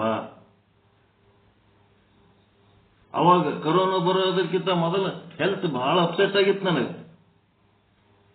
ಕರೋನಾ ಬರೋದಕ್ಕಿಂತ ಮೊದಲು ಹೆಲ್ತ್ ಅಪ್ಸೆಟ್ ಆಗಿತ್ತು. ಕರೋನಾದ ಬಗ್ಗೆ ಏನೇನು ಗೊತ್ತಿದ್ದಿದ್ದಿಲ್ಲ, ಏನೂ ಐಡಿಯಾನೇ ಇಲ್ಲ. ಕರೋನಾ ಅಂದ್ರೆ ಅಂತ ಏನಂತ ಗೊತ್ತಿಲ್ಲ. ಕಾಲೇಜ್ನಾಗ ಒಂದಿಷ್ಟು ಮಂದಿ ಯಾವ್ದಾವ್ದು ಟಿವಿ ನೋಡಿ ಅದು ಮಾಡಿ ಸಣ್ಣ ಸಣ್ಣ ಬಾಟ್ಲಿ ಜೇಬ್ನಾಗ ಇಟ್ಕೊಂಡು ಕೈಗೆ ಅದೇನೋ ಹ್ಯಾಂಡ್ ವಾಶ್ ಅದೇನು ಅದಕ್ಕೇನಂತೀರ, ಅದಕ್ಕೇನೋ ಎಂಥದ್ದು ಅದು ಗೊತ್ತಿರಲ್ಲ, ಸ್ಪ್ರಿಟ್ ಸ್ಯಾನಿಟೈಸರ್ ಹತ್ಕೊಂಡು ಕೈ ಒರೆಸ್ಕೊಳ್ಳೋದು, ಏನಾರು ಒಂದು ವಸ್ತು ಮುಟ್ಟನ ಏನೇನೋ ಮಾಡ್ತೀರಿ. ಏನ್ ಮಾಡ್ಲಕತ್ತೀರಿ ಇದೆಲ್ಲ? ಏನ್ ಗೊತ್ತಾಗಲ್ಲ, ಎಲ್ಲರೂ ಮಾಡ್ಲಕತ್ತೀರಿ. ನನಗೇನು ಗೊತ್ತಿಲ್ಲ,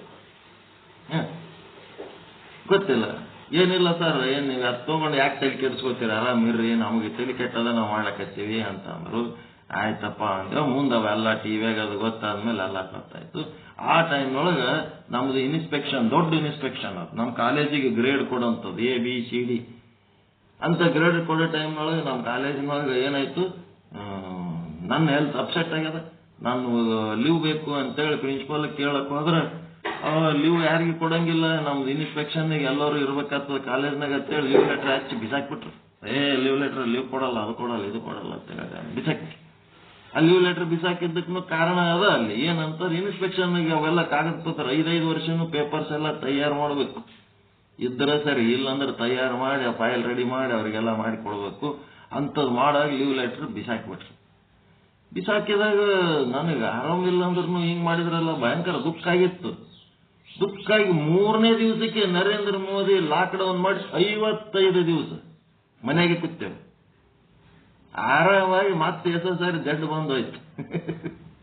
ಒಳ್ಳೆ ಆರಾಮ ರೆಸ್ಟ್ ಮಾಡಿ ತಿಂದನ್ನ ಕರಗಲಾರ್ದಕ್ಕೆ ಮತ್ತೆ ಹೊರಗೆ ವಾಕಿಂಗ್ ಮಾಡ್ಬೇಕಾಯ್ತು.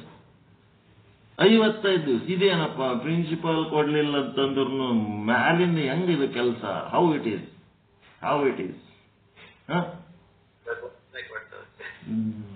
ಬ್ರಹ್ಮ ಹೆಂಗದ ನನ್ನ ಜೊತೆಗೆ.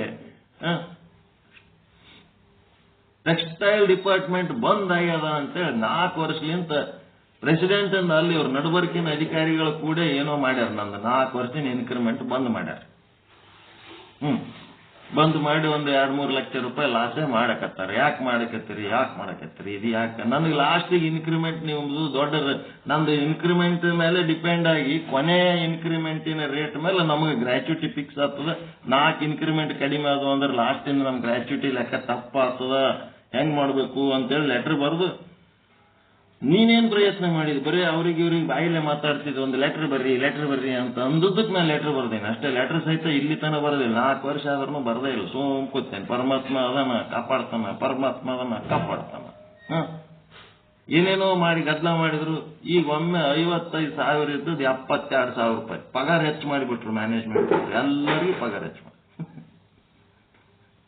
ನಮ್ದೇನು ಅವ್ರು 4 ಇನ್ಕ್ರಿಮೆಂಟ್ ಕೊಟ್ಟರು 72,000 ಆತಿದ್ದಿಲ್ಲ ನಮ್ದು ಬೇಸಿಕ್. ಅಂಥದ್ದು ಈಗ 72,000 ಪಗಾರ ಹೆಚ್ಚು ಮಾಡಿದ್ರು. ಹೊಸದೇನೋ 7th ಪೇ ಸ್ಕೇಲ್ ಏನೋ ಕೊಟ್ಬಿಟ್ರು ಅಲ್ಲ. ಬೇಸಿಕ್ ನನಗೆ ಬೇಸಿಕ್ ದೊಡ್ಡದಾಗಬೇಕಾಗಿತ್ತು, ಕೊಟ್ರು, ಆಯ್ತು, ದೊಡ್ಡದಾಯ್ತು. ಈಗ 72,500 ರೂಪಾಯಿ ಬೇಸಿಕ್. 55 ಇದ್ದದ್ದು ಒಂದು 4 ತಿಂಗಳಾಗಿ, ಇನ್ನ 3 ತಿಂಗಳ ರಿಟೈರ್ಮೆಂಟ್ ಇರೋ ಟೈಮ್ನಾಗೆ ಅವ ಈಶ್ವರ ಕೊಟ್ಟ. ಅವ ಈಶ್ವರ ಹೆಂಗದ ನಮ್ಮ ಸಂಗಟ ಫೇವರ್ನಾಗ ಅದ ನೋಡ್ರಿ, ಇದು ಹೆಂಗದ ನೋಡ್ರಿ. ಅವನಿಗೆ ಧನ್ಯವಾದ ಹೇಳ್ಬೇಕ ಬೇಡ? ಈಶ್ವರ ಧನ್ಯವಾದ. ನಮ್ ಗ್ರ್ಯಾಚ್ಯುಟಿ ಅಮೌಂಟಿಗೆ ಇದು ಬೇಸಿಕ್ ಸಣ್ಣದಾಗ್ತಿತ್ತು, ಏನ್ ಮಾಡೋದು, ದೊಡ್ಡದು. ಅವ್ರು 4 ಇನ್ಕ್ರಿಮೆಂಟ್ ಕೊಟ್ರು ಇರ್ತಿದ್ದಿಲ್ಲ ನಂದು ಬೇಸಿಕ್, ಅಂಥದ್ದು ಡಬಲ್ ಆಗ್ಬಿಡ್ತು. ಲೈಫ್ ಎಂಜಾಯ್ ಮಾಡ್ತೀವಿ ಅಂತ ಹೇಳೋದು ನಾ ಹೇಳಕತ್ತಿದ್ದೇನು, ಆ ಕಡೆ ಬ್ರಹ್ಮ ಪ್ರಜ್ಞೆ ಒಳಗಿದ್ದೇವೆ ಅಂತಂದ್ರ ಈ ತೀರ ನಮ್ದು ಲೈಫ್ ಎಂಜಾಯ್ಮೆಂಟ್ನಾಗ ಇರ್ತಾವ. ಸುಮ್ಮನೆ ನಾವು ಚಿಂತೆ ಮಾಡ್ಕೊತ ಸಂಗಟ ಪಟ್ರೆ ಇಲ್ಲ. ಅದಕ್ಕ ಎಲ್ಲ ಕರ್ಮಗಳು ಹೋಗ್ಬಿಡ್ತಾವ. ಅದಕ್ಕೆ ಏನಾಗಬೇಕು, ಬ್ರಹ್ಮ ಹೆಂಗದನ, ಒಂದು ಕೊಟ್ಟು ಒಂದು ತಗೋಬೇಕಂತಾನೆ ನಾವು ಏನಾರ ನಿಮಗೆ ಕೊಟ್ಟಕ್ಕೆ ಇದು ಕೊಟ್ಟೆ, ಇದು ತಗೊಂಡೆ, ಇದು ಕೊಡ್ತೀನಿ, ಇದು ತಗೋ, ಇದು ಕೊಡು, ಇದು ತಗೋ, ಇದು ತಗೋ, ಇದು ಕೊಡು ಅಂತ ಏನಾರ ವ್ಯಾಪಾರ ಮಾಡ್ಲಕತ್ತೇನೇನು ಬ್ರಹ್ಮ?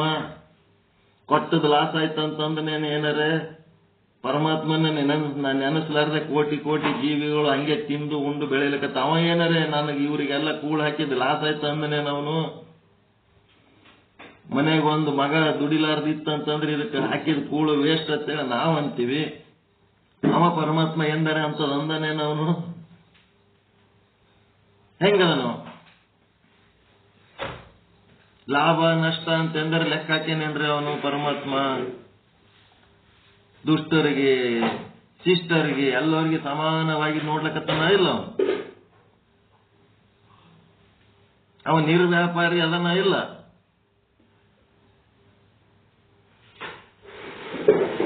ಬ್ರಹ್ಮ ನಿರ್ವ್ಯಾಪಾರಿ ಅದನ್ನ ಇಲ್ರಿ, ವ್ಯಾಪಾರದ ಅವನ ಬಲ್ಲಿ ಏನರಿ ಲಾಭ ನಷ್ಟ ಏನಾರ ಅವ ಲೆಕ್ಕ ಹಾಕ್ಲಕತ್ತಾನೇನು? ಖರ್ಚು ವೆಚ್ಚ ಎಷ್ಟು ಖರ್ಚಾಯ್ತು, ಏಟ್ ಉಳಿತು, ಇನ್ನ ಏಟ್ ಬೇಕು ಅಂತವೇನ ಲೆಕ್ಕ ಹಾಕಿ ಮಾಡ್ಲಕತ್ತಾನೇನು ಅವನು? ಏನೇನು ನಿರ್ವ್ಯಾಪಾರಿ. ಹಂಗ ನಾವು ಏನಾಗಬೇಕು? ನಿರ್ವ್ಯಾಪಾರಿ. ಲಾಭ ನಷ್ಟ ಆದಾಯ ವೆಚ್ಚ ಇವೆಲ್ಲನೂ ಮೇಂಟೈನ್ ಮಾಡೋನು ಈಶ್ವರ ಅದನ್ನು. ಪ್ರತಿಯೊಂದು ಜೀವಿಗೆ ಅವ್ರವ್ರದೇ ಮಟ್ಟದ ಒಂದು ಭೋಗ ಅದ. ಆ ಭೋಗಕ್ಕೆ ತಕ್ಕಂತೆ ಬೆಳಗ್ಗೆಯಿಂದ ಸಂಜೆ ತನಕ ನಾವು ಏನ್ ಮಾಡ್ಬೇಕು ಎಲ್ಲ ಮಾಡ್ತಿರ್ತಾನ. ಈ ರೀತಿ ನಿರ್ವ್ಯಾಪಾರಿಯಾಗಿ ಇರಬೇಕು. ಬ್ರಹ್ಮ ಚಿಂತನದಲ್ಲಿಯೇ ಇರಬೇಕು, ಬ್ರಹ್ಮನ ವಾಕ್ಯಗಳಲ್ಲೇ ಇರಬೇಕು, ಗುರು ವಾಕ್ಯಗಳಲ್ಲೇ ಇರ್ಬೇಕಂತಂದ್ರೆ ಸುಮ್ಕುತ್ತೇನ್ ಮಾಡುದು? ಇವೆಲ್ಲ ಬರ್ಬೇಕು ಕ್ವಾಲಿಟೀಸ್ ನಮ್ಮೊಳಗ, ಗುಣಗಳು, ಇಂಥ ಸದ್ಗುಣಗಳು, ಸದ್ಭಾವಗಳು, ಸುಜ್ಞಾನಗಳು ಉಂಟಾಗಬೇಕು ನಮ್ಮೊಳಗ. ನಿರ್ವ್ಯಾಪಾರಿ ಆಗಬೇಕು. ಈ ರೀತಿ ಸುಮಾರು ಲಕ್ಷಣಗಳನ್ನ ಇದ್ರೊಳಗೆ ಹೇಳ್ಯಾರ. ನೀವು ಸಹಿತ ಸೇರಿಸಬಹುದು. ಗುರುಶಾಸ್ತ್ರ ವಾಕ್ಯಗಳಲ್ಲಿಯೇ ನಿರತನಾಗಿರು, ಅನ್ಯ ಆಲೋಚನೆಗಳನ್ನ ಬದಿಗಿಡು. ಬ್ರಹ್ಮ ನಿರ್ವಿಕಾರಿಯಾಗಿದ್ದಾನೆ, ಜಗತ್ತು ಪರಿವರ್ತನಶೀಲವಾಗಿದೆ. ಬ್ರಹ್ಮ ಶಾಶ್ವತವಾಗಿದ್ದಾನೆ, ಜಗತ್ತು ಅಶಾಶ್ವತವಾಗಿದೆ. ಬ್ರಹ್ಮ ನಿಶ್ಚಲವಾಗಿದ್ದಾನೆ, ಜಗತ್ತು ಚಂಚಲ ಚಲನಶೀಲವಾಗಿದೆ. ಬ್ರಹ್ಮ ನಂಬಿಕೆಗೆ ಅರ್ಹನಾಗಿದ್ದಾನೆ, ಜಗತ್ತು ನಂಬಲು ಅನರ್ಹ. ನಂಬಿದವರಿಗೆ ಶಾಂತಿ, ನಂಬದವರಿಗೆ ಅಶಾಂತಿ. ನಂಬಿದವರಿಗೆ ಸಮಚಿತ್ತತೆ, ನಂಬದವರಿಗೆ ಅಸಮಚಿತ್ತತೆ. ಪೂರ್ವ ಮತ್ತು ಉತ್ತರ ಸಮಸ್ತ ದುಷ್ಟ ಕರ್ಮಗಳ ಶೇಷ ವಾಸನೆಗಳನ್ನ ಬ್ರಹ್ಮ ಪ್ರಜ್ಞೆಯಲ್ಲಿದ್ದವರದು ನಷ್ಟ ಆಗಿ ಸುಟ್ಟು ದಹಿಸಿ ಹೋಗ್ತದ. ಇಲ್ಲೇನಾಗ್ತದ? ಪೂರ್ವ ಮತ್ತು ಉತ್ತರದ ಎಲ್ಲ ದುಷ್ಟಕರ್ಮ ವಾಸನೆಗಳು ಉಳಿಯುತ್ತವೆ ಮತ್ತು ಬೆಳೆಯುತ್ತವೆ ಜಗತ್ತಿನ ಪ್ರಜ್ಞೆಯಲ್ಲಿದ್ದವರಿಗೆ. ಒಪ್ಕೋತೀರ ಎಲ್ಲ ಮಾತುಗಳಿವು? ಒಪ್ಕೋಬೇಕು. ಈ ರೀತಿ ಒಪ್ಕೊಂಡ ಒಂದು ಲಕ್ಷಣ ಹೇಳ್ತಾರೆ ಮುಂದೆ. ಏನ್ ಹೇಳ್ತಾರ? ಪ್ರಾರಮ್ಯ ಸ್ವಪುರೇತ್ಯಾಶ. ಪ್ರಾರಮ್ಯ ಸ್ವಪುರೇತ್ಯಾಶ ಅಂತಂದ್ರ ನಿಮ್ಮ ಶರೀರ, ಪುರ ಅಂದ್ರೆ ಶರೀರ, ಪ್ರಾರಬ್ಧ ಕರ್ಮಕ್ಕ ನೀವೇ ಅದಕ್ಕೆ ಒಪ್ಪಿಸ್ಬೇಕು. ತ್ಯಾಗ. ಸತ್ತು ಹೆಣ ಒಯ್ದು 4 ಮಂದಿ ಹೊತ್ತು ಬೆಂಕಿಗೆ ಆಹುತಿ ಕೊಡ್ತಾರಲ್ಲ, ಅದಕ್ಕಿಂತ ಮೊದಲೇ ನೀವೇ ನಿಮ್ಮ ಹೆಣವನ್ನ ಪ್ರಾರಬ್ಧ ಕರ್ಮಕ್ಕೆ ಒಪ್ಪಿಸ್ಲಕ್ ತಯಾರಾಗಬೇಕು. ನಿಮ್ಮ ಶವ ಸಂಸ್ಕಾರ ನೀವೇ ಮಾಡ್ಲಕ್ ತಯಾರಾಗಬೇಕು. ಪ್ರಾರಬ್ಧ ಕರ್ಮ ಏನೇನು ಬರ್ತದ ಅನುಭವಿಸು ಅಂತೇಳಿ ಅದಕ್ಕ ನೀವು ಸಡ್ಲು ಬಿಡಬೇಕು. ಆತದ? ಯಾವನು ಬ್ರಹ್ಮ ಪ್ರಜ್ಞೆ ಒಳಗಿರ್ತಾನ ಅವನಿಗಿದ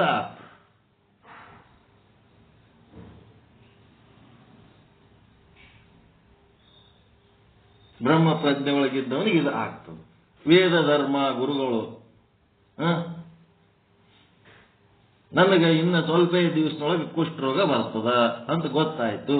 ಮತ್ತಿನ್ನ ಎಂಟಿಂತವೋ ರೋಗಗಳು ಬರವದವ, ಈ ಜನ್ಮದಾಗ ಅವೆಲ್ಲ ಬಂದು ನನ್ನ ಸ್ವಚ್ಛ ಮಾಡ್ತಾವ ಅಂದೊತ್ನಾಗ ಗಂಗಾ ನದಿ ದಂಡಿಗಿರಮು ಮೇಲೆ ಹೊಲ್ಸಾತಿರ್ತದ, ತೊಳಿಲಕ್ಕೆ ತ್ರಾಸ ಆಗ್ತದ, ನದಿಯಾಗಿ ತೊಳೆದು ಬಿಟ್ರೆ ಕಡೆ ಹೋಗ್ಬಿಡ್ತದ ಅಂತೇಳಿ ನದಿ ದಂಡಿಗೆ ಅವನ ಜೀವನ ಮಾಡ. ವೇದ ಧರ್ಮ. ಸಾಂದೀಪ ಅವನ ಸೇವೆ ಮಾಡ. ಅವ ಏನ್ ಡಾಕ್ಟರ್ ಕರೆಸಿದ್ರೇನು ಅವ್ರು, ನನ್ನ ಕುಷ್ಠರೋಗ ಬರ್ತದ, ವೈದ್ಯರೇ ಬರ್ರಿ ನನ್ನ ಔಷಧಿಗಳು ಕೊಡ್ರಿ ಅಂತ. ಏನಿಲ್ಲ, ತನ್ನ ದೇಹವನ್ನ ತಾನೇನ್ ಮಾಡ್ತಾನ, ಈ ಪ್ರಾರಬ್ಧ ಕರ್ಮಕ್ಕ ಅವನು ತಾನೇ ಅದನ್ನ ಸಮರ್ಪಿಸ್ತಾನೆ. ಯಾವನು ತನ್ನ ದೇಹವನ್ನ ಸಾಯೋದ್ರಕ್ಕಿಂತ ಮೊದಲೇ ಅದಕ್ಕ ಸಾವಿಗೆ ಕೊಡಂಗ ತಯಾರಾಗಬೇಕು. ನಾವು ತಗೋ ಈ ಶರೀರವನ್ನ ತಗೋ. ಯಮನಿಗೆ ಕರೆದು ನೀವೇ ನಿಮ್ ಶರೀರವನ್ನು ಕೊಡ್ಲಿಕ್ಕೆ ತಯಾರಾಗಬೇಕು, ಅದು ಲಕ್ಷಣ. ಅವ ಎಳೆ ಟೈಮ್ನೊಳಗೆ ನಾವಲ್ಲೋ ಯಪ್ಪೋ ನನ್ನ ಮಗಳ ಮದಿ ಆಗಿಲ್ಲ, ನಮ್ಮ ಮಗನ ಮದಿ ಆಗಿಲ್ಲ, ಇನ್ನ ಅವಲ್ಲ ಮನಿ ವ್ಯವಹಾರಗಳು ಹಂಗೆ ಅದಾವ, ಇನ್ನ ಸಾಲ ಬಡ್ಡಿ ಬಗ್ಗೆ ಅದಾವಲ್ಲ ಅಂತ ಕಾಲಿಡಿ ಎಳ್ಕೊಂಡು ಹೋಗ್ತಾನ. ನಾಯಿನ ಎಳ್ಕೊಂಡು ಹೋಗ್ತಾನ. ತಯಾರಾಗಿರ್ಬೇಕಂತ. ಬಸ್ಸಿನಾಗ ಹೆಂಗ ನಿಮ್ ಬಸ್ ಬಂದ್ ಕೂಡಲೇ ಬ್ಯಾಗ್ ತಗೊಂಡು ಎದ್ದು ಓಡಿ ಹೋಗ್ತಿರಲ್ಲ, ಹಾಂಗ ರೆಡಿ ಆಗ್ಬೇಕು. ಅದು ಲಕ್ಷಣ. ಹೋಲಕ್ವಲ್ಲ ಅಂತೇಳಿ ಜೀವಗಳರಾಗಿ ಉಳಿತೀವಲ್ಲ, ಅದು ಲಕ್ಷಣ ಅಲ್ಲದು. ಯಾವನು ತನ್ನ ದೇಹವನ್ನ ಸ್ವಯಂ ಪ್ರೇರಣೆಯಿಂದ ಪ್ರಾರಬ್ಧಕ್ಕೆ ಅರ್ಪಿಸುತ್ತಾನೆಯೋ ಅಂಥವನು ಪ್ರಾರಮ್ಯ ಸ್ವಪುರೀತೇಶ, ಅಂಥವನು ಮನೀಷಾ ಮಮಂ. ಮನೀಷಾ ಮಮ ಅಂತ ಅಂಥವನು ಗುರು ಅನಿಸ್ಕೊತಾನ. ಅವನು ಬ್ರಾಹ್ಮಣನೇ ಆಗಿರಲಿ, ಅವನು ಚಾಂಡಲನೇ ಆಗಿರಲಿ, ಅವನಿಗೊಂದು ನಮಸ್ಕಾರ. ಇದೇ ಸದೃಢವಾದ ಅಪರೋಕ್ಷ ಬ್ರಹ್ಮಜ್ಞಾನ. ಮನೀಷಾ ಅಂದ್ರೆ ಮತ್ತೇನಿಲ್ಲ, ಸದೃಢವಾದ ಅಪರೋಕ್ಷ ಬ್ರಹ್ಮಜ್ಞಾನ.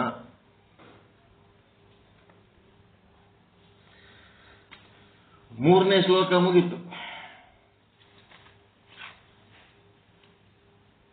ಬ್ರಹ್ಮಜ್ಞಾನದಾಗಿದ್ದವನು ಹೆಂಗಿರ್ತಾನ, ಬ್ರಹ್ಮಜ್ಞಾನದೊಳಗಿದ್ದವನು ಹೆಂಗಿರ್ತಾನ, ಅವನ ಲಕ್ಷಣ ಏನದ, ಈ ಶರೀರವನ್ನ ಪ್ರಾರಬ್ಧಕ್ಕ ತಾನೇ ಸ್ವಯಂ ಪ್ರೇರಣೆಯಿಂದ ಸಮರ್ಪಿಸಿ ಇದಕ್ಕೇನೇನು ಭೋಗಗಳು ತಗೊಂಡು ಬಂದದ ಆರಾಮ ಭೋಗಿಸಲಿ, ಅದರೊಳಗೆ ನಾ ತಲೆ ಕೆಡಿಸ್ಕೊಳ್ಳೋದು ಬೇಡ ಅಂತೇಳಿ ಆ ಶರೀರದಿಂದ ತಾನು ಭಿನ್ನವಾಗಿ, ತಾನು ಬ್ರಹ್ಮ ಸ್ವರೂಪವಾಗಿ ಆ ಶರೀರವನ್ನ ತಾನು ಸಾಕ್ಷಿಯಾಗಿ, ಆ ಶರೀರವನ್ನ ಒಂದು ದೃಶ್ಯವಾಗಿ, ತಾನು ದೃಷ್ಟ ಆಗಿ ಅದನ್ನು ನೋಡಂತವನಾಗಬೇಕು.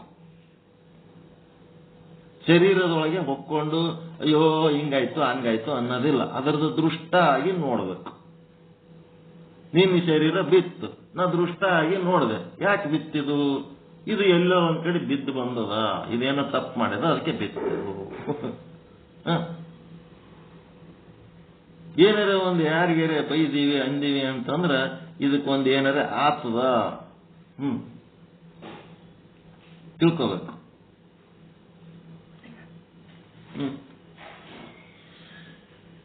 ಹೆಂಗದ್ರೆ ಮನುಷ್ಯ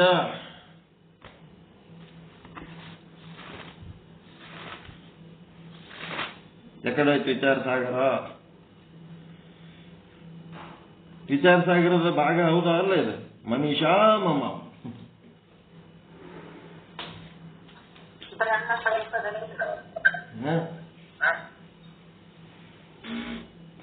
ಹೊರಗೆ ಇರುವ ವಿಚಾರ, ಹೊರಗಿನ ವಸ್ತುಗಳನ್ನು ಅರಿಯುವ ವಿಚಾರ ಬೇರೆ, ಒಳಗೆ ಆತ್ಮನನ್ನು ಅರಿಯುವುದು, ಆತ್ಮನನ್ನು ಅರಿತವರ ಲಕ್ಷಣ ಹೆಂಗ, ಆತ್ಮನನ್ನು ಹೆಂಗ್ ಅರಿಬೇಕು, ಇದನ್ನ ಕಲಿಸ್ಲಕತ್ತಾರ ಈಗ. ಅದೇ ಮನೀಷಾ ಮಮ. ಇದೇ ಸದೃಢ ಅಪರೋಕ್ಷ ಬ್ರಹ್ಮಜ್ಞಾನ.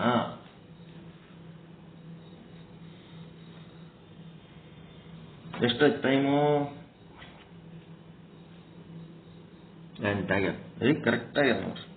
ನಮ್ಮ ಹುಡುಕೇರಿ ಗುರುಗಳು ಏನ್ ಹೇಳ್ಬೇಕಂತಾರ, ಏನೋ ಹೇಳ್ಬೇಕಂದಿದ್ರು, ನಿಂದಿರ್ಸಿವಿ ಗಾಡಿ. ಅವ್ರಿಗೊಂದು ಸ್ವಲ್ಪ ಅವಕಾಶ ಕೊಟ್ಟು ಮಂಗಳಾರತಿ ಮಾಡಿಸಿ.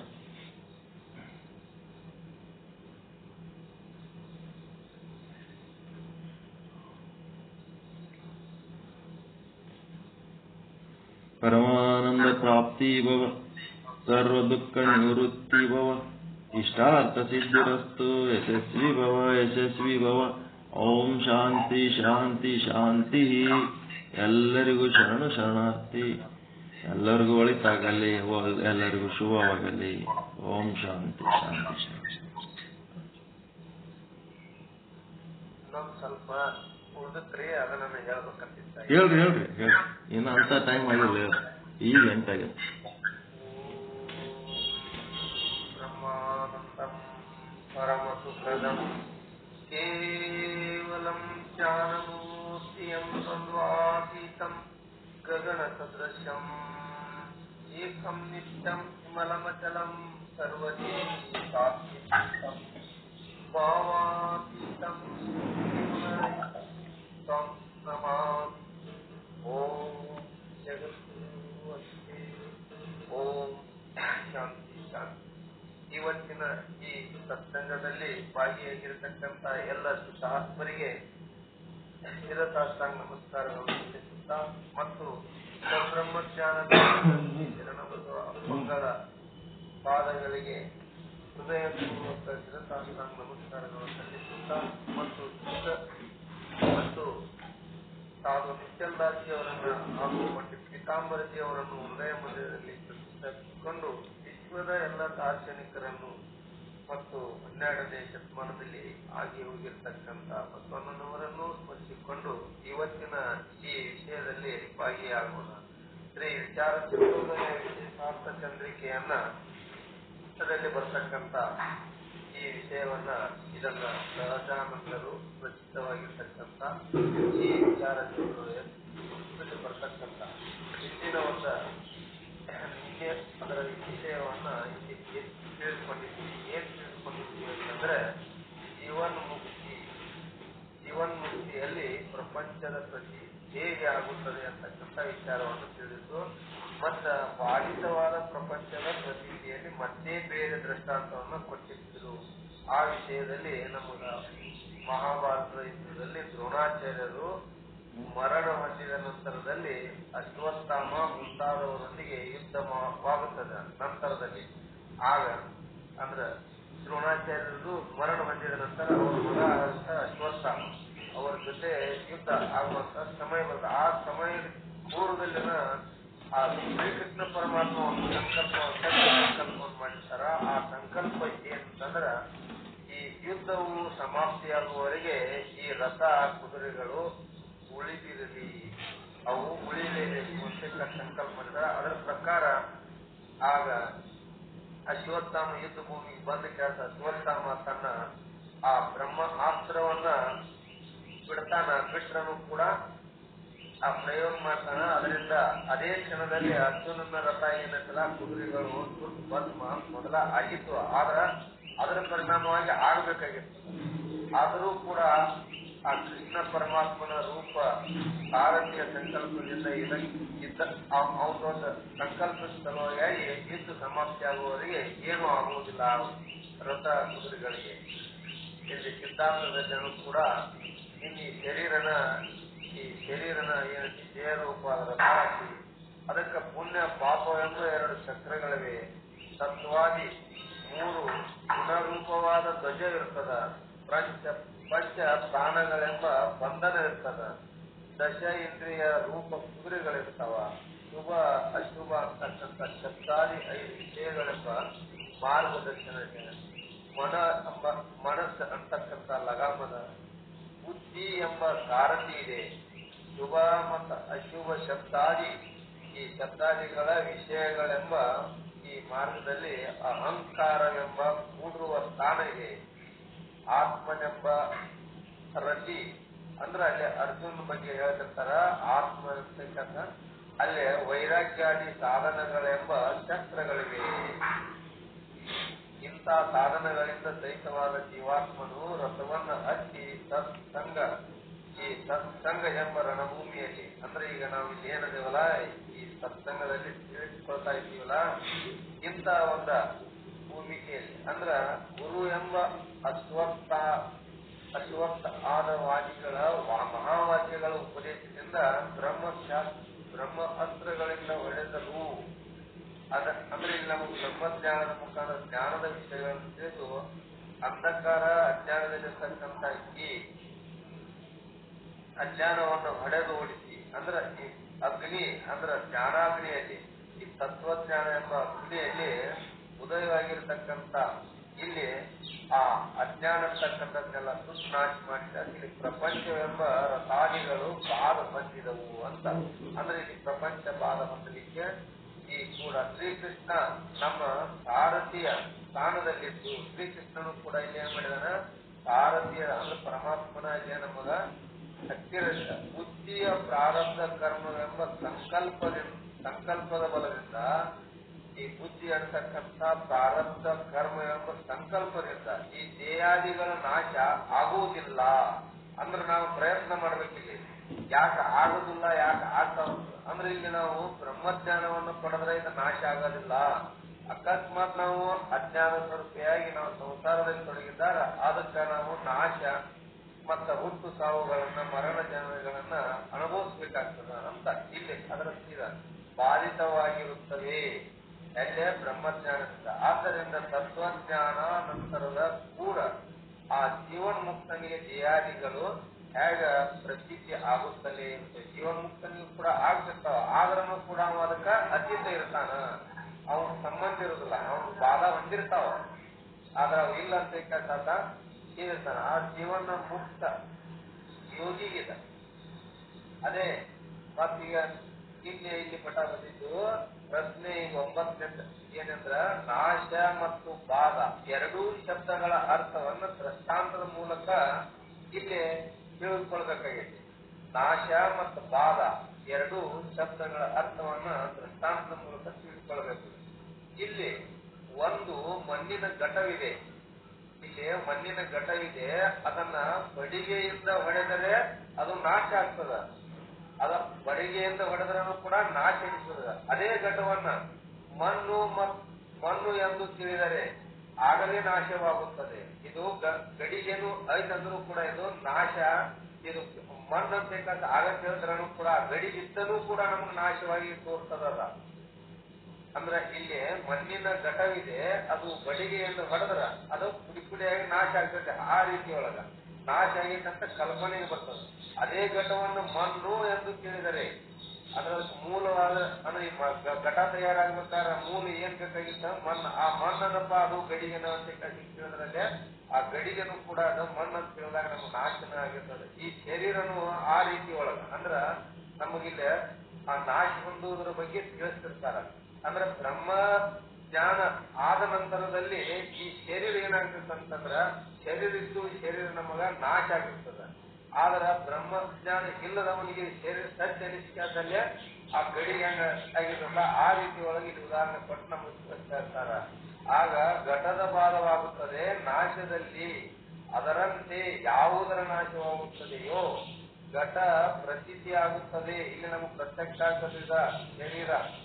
ಅದೇ ರೀತಿಯಾಗಿ ಆ ಭಾಗದಲ್ಲಿ ಪ್ರತಿಯೋಗಿಯು ಪ್ರತೀತಿ ಆಗುವುದಿಲ್ಲ ಅಂದ್ರೆ ಅದನ್ನ ತಯಾರು ಮಾಡಿರ್ತದ. ಅದು ನಮಗ ತಯಾರ ಆ ಕಾಣ್ತಾ ಇರೋದಿಲ್ಲ, ನಮ್ಗೆ ಭಾಗ ಹೊಂದಿರೋದಿಲ್ಲ, ಕಾಣ್ತಾ ಇರೋದಿಲ್ಲ.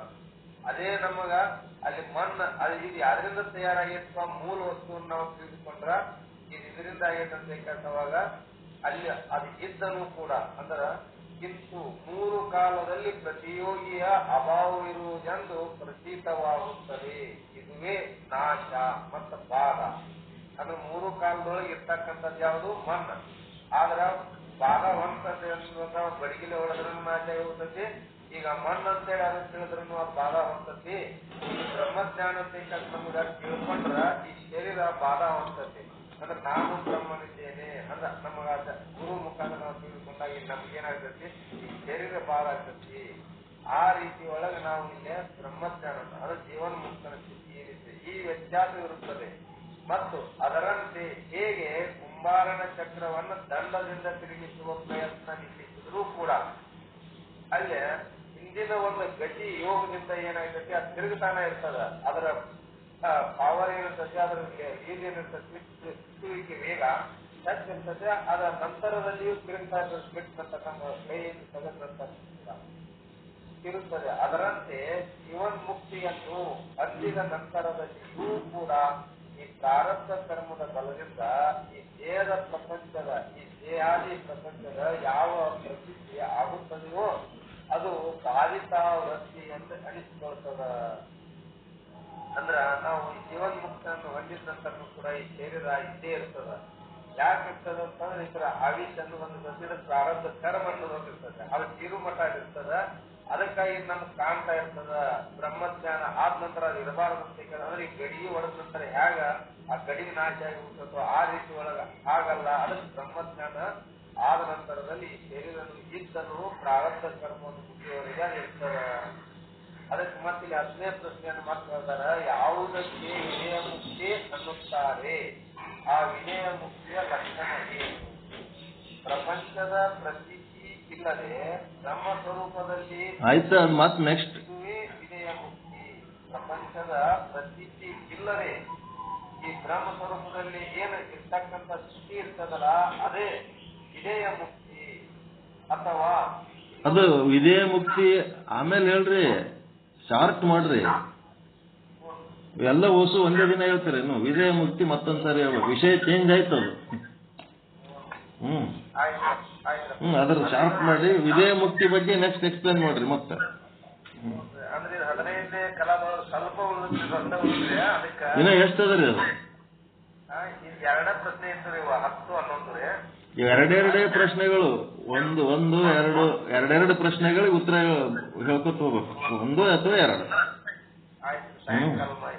ಸಾಯಂಕಾಲ ಹೇಳ್ರಿ. ವಿಧೇಯ ಮುಕ್ತಿ ಮತ್ತದು ಚೇಂಜ್. ಅದು ವಿಧೇಯ ಮುಕ್ತಿ ಎಂದರೇನು ಅಂದ್ರೆ ಅದು ಚೇಂಜ್. ಮತ್ತೆ ಅದಕ್ಕೆ ಇದ್ರ ಕಲಿಸಿ ಹೇಳ್ಬಾರ್ದು, ನೀವೇ ಕಟ್ ಮಾಡ್ಬೇಕು.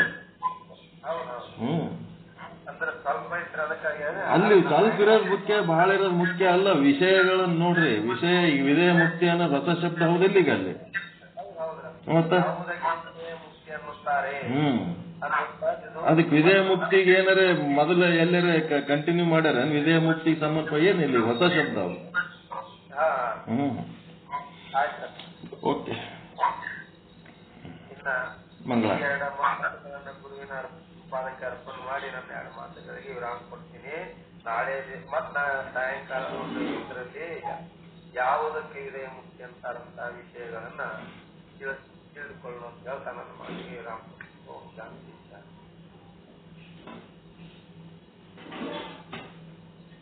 ಇದುವರೆಗೆ ಶುದ್ಧ ಪ್ರಮೇಟ ಸದ್ಗುರುಗಳಾದ ಶ್ರೀ ಪ್ರಕಾಶ್ ಹುಡುಕೇರಿ ಅವರು ವಿಚಾರ ಸಂಘದ ವಿಶೇಷ ಚಂದ್ರಿಕೆಯಲ್ಲಿ ಬರುವ ಆ ಜೀವನ್ಮುಕ್ತನಲ್ಲಿ ಜಗತ್ತಿನ ಪ್ರತೀತಿ ಹೇಗೆ ಆಗುತ್ತದೆ ಎಂಬ ಪ್ರಶ್ನೆಗೆ ಅದು ಅದರ ನಾಶ ಮತ್ತು ಬಾಧ ಅಂತೇಳಿ 2 ಪ್ರಕಾರದ ಒಂದೇ 2 ಪ್ರಕಾರದ ಅರ್ಥ ಅಲ್ಲಿ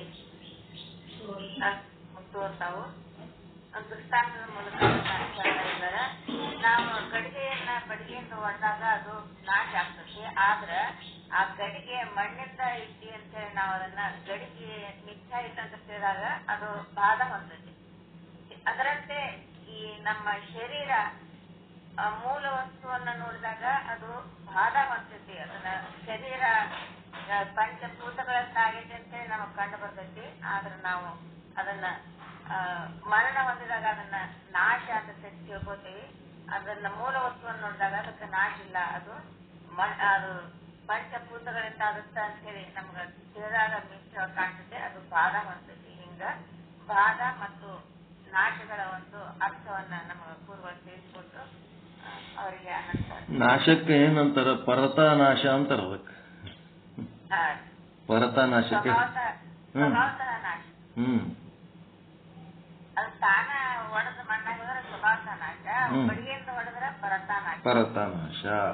ಅದು ಮಣ್ಣ ಇನ್ನು ತಿಳಿದು ಅದು ಪಾದ. ಬಡಿಗಿಲಿಂದ ಹೊಡೆದ್ರ ಪರತಾ ನಾಶ, ತಾನೇ ಮಣ್ಣಾಗ ನಾಶ ಆಗಿ ಹೋಯ್ತು ಅಂದ್ರೆ ಸ್ವಭಾವತ ನಾಶ. ಮತ್ತ ಮಣ್ಣು ಅಂತ ತಿಳಿದ್ರೆ ಅಲ್ಲಿ ಗಡಿಗೆನೇ ಇಲ್ಲ ಅಂತಂದ್ರೆ ಬಾಧ. ಚಂದದಲ್ರಿ? ನಾಶ ಆಗದ ಬಾಧ ನಾಶ.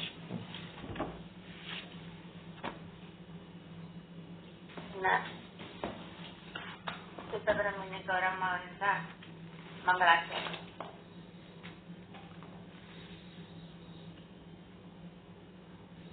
ನಾ ಪರತಾ ನಾಶ ಅಂದ್ರೆ ನಿಮ್ಗೆ ಸ್ವಭಾವತ ನಾಶ ಅಂತ ಬಂತಲ್ಲ, ಹಿಂಗ್ ಬರ್ಬೇಕು ಒಳಗಿಂದ. ಇದು ಖುಷಿ ಆಗ್ತದೆ.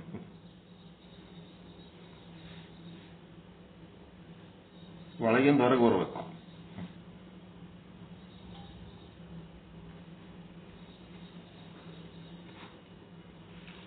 ಓಕೆ, ಮುಂದೆ ಏನು ಮಾಡೋದು?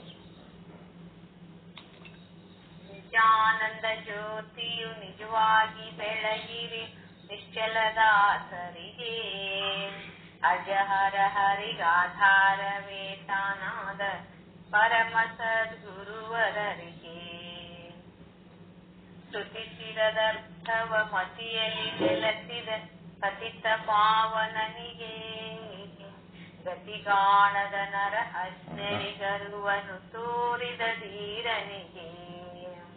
ಕುಟಿಲೋಕ್ತಿಗಳನ್ನು ಕಟುವಾಗಿ ಟೀಕಿಸಿ ಹಿತವನ್ನು ಬೋಧಿಪಲೇ, ಷಡ್ದರ್ಶನದ ಸಾರವ ಬೀರಿದ ಯುಕ್ತಿ ಪ್ರಕಾಶಕಗೆ. ಅತಿತ್ತಗಲದ ಮತ್ತೊಂದಲ್ಲದ ತತ್ವವ ತಿಳಿಸಿದವಗೆ, ವೃತ್ತಿ ಪ್ರಭಾಕರ ಕೃತಿಯನ್ನು ರಚಿಸಿದ ಪರತರ ಪಂಡಿತಗೆ. ವಿಚಾರ ಸಾಗರ ಕರುಣಿಸಿ ಪರಿಭವ ಬಾಧೆಯ ಕೆಡಿಸಿದವಗೆ, ಅಚಲಾದ್ವಯ ನಿಜ ನಿರುಪಮ ನಿರ್ಗುಣ ಪರಮಾಚಾರ್ಯರಿಗೆ. ಪರಮ ದಯಾನಿಧಿ ದಾದು ಗುರುವಿನ ಬೋಧಾಮೃತ ಸುತಗೆ, ಪರಪ್ರಣವಾತ್ಮಕ ನಿಗಮಾತೀತಗೆ ನಿಶ್ಚಲದಾಸರಿಗೆ. ನಿಶ್ಚಲದಾಸರ ಕೃತಿಯನ್ನು ಅರುಹಿದ ಗುರು ಶಿವಾನಂದರಿಗೆ, ನಿಶ್ಚಿಂತವಾಗಿ ನಿಜವನ್ನು ಹೊಂದಿದ ಗುರುನಾಥ ನಿಮ್ಮಡಿಗೆ. ನಿಜಾನಂದ ಜ್ಯೋತಿಯು ನಿಜವಾಗಿ ಬೆಳಗಿರಿ ನಿಶ್ಚಲದಾಸರಿಗೆ, ಅಜಹರ ಹರಿಗಾಧಾರವೇ ತಾನಾದ ಪರಮ ಸದ್ಗುರುವರರಿಗೆ. ಪರಮ ಸದ್ಗುರುವರರಿಗೆ ಪರಮ ಗುರುವಂದನೆ. ಓಂ ಪೂಜ್ಯಾಯ ಸಾಧು ನಿಶ್ಚಲದಾಸಾಯ ಸನಾತನ ಸರ್ವ ಸಮನ್ವಯ ಜ್ಞಾನ ಭಾರತ ಸಾಹಿತ್ಯ ಸಾಮ್ರಾಟಾಯ ಶ್ರೀ ವಿಚಾರ ಸಾಗರ ವೃತ್ತಿ ಪ್ರಭಾಕರಾದಿ ಪ್ರೌಢ ಪ್ರಕ್ರಿಯ ಸದ್ಗ್ರಂಥ ರಚಯಿತಾಯ ಪರಮಾನಂದ ಪ್ರಾಪ್ತಿ ರೂಪೇಣ ಸರ್ವ ದುಃಖ ನಿವೃತ್ತಿ ರೂಪೇಣ ಸತ್ಯ ಮೋಕ್ಷ ಮಾರ್ಗ ಪ್ರದರ್ಶಕಾಯ ಶುದ್ಧ ಬ್ರಹ್ಮ ಜ್ಞಾನ ಪ್ರದಾಯಕ ಪರಮ ಸದ್ಗುರು ಶ್ರೀ ಶುದ್ಧ ಬ್ರಹ್ಮಣೆ ನಮೋ ನಮೋ. ಸಮಸ್ತ ಶುದ್ಧ ಬ್ರಹ್ಮ ಸ್ವರೂಪಾತ್ಮ ಚೇತನ ಕಮಲ ವಾಸನೆ ನಮೋ ನಮೋ. ಈಗ ಸ್ವಭಾವತ ನಾಶ ಪರತ ನಾಶ ಬಾಧ ಬ್ರಹ್ಮಾಂಡ ಪಿಂಡಾಂಡದಾಗ ಹೆಂಗ್ ಮಾಡ್ತಿರೋದು? ಪಿಂಡಾಂಡದಾಗ ಹೇಳ್ರಿ.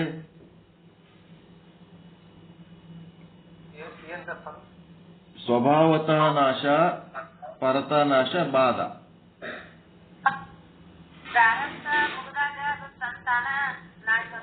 ಆಯುಷ್ಯ ತೀರಿ ಪ್ರಾರಬ್ಧ ಮುಗಿದ್ಮೇಲೆ ಅದು ಯಾವ್ದಾರ ಒಂದು ಪ್ರಯತ್ನದ ಮೂಲಕ ಆಕ್ಸಿಡೆಂಟ್ ಆಗಿ ಕೊಲೆ ಆಗಿ ಮರ್ಡರ್ ಆಗಿ ಕೊಲೆ ಆಯ್ತು, ಆಕ್ಸಿಡೆಂಟ್ ಆಯ್ತು ಅಂದ್ರೆ ಪರತನಾಶ. ಆಕ್ಸಿಡೆಂಟ್ ಆಗಿ ಆಕ್ಸಿಡೆಂಟ್ ಮಾಡಿ ಏನೋ ಆಗಿ. ಬಾಧ ಅಂತಂದ್ರ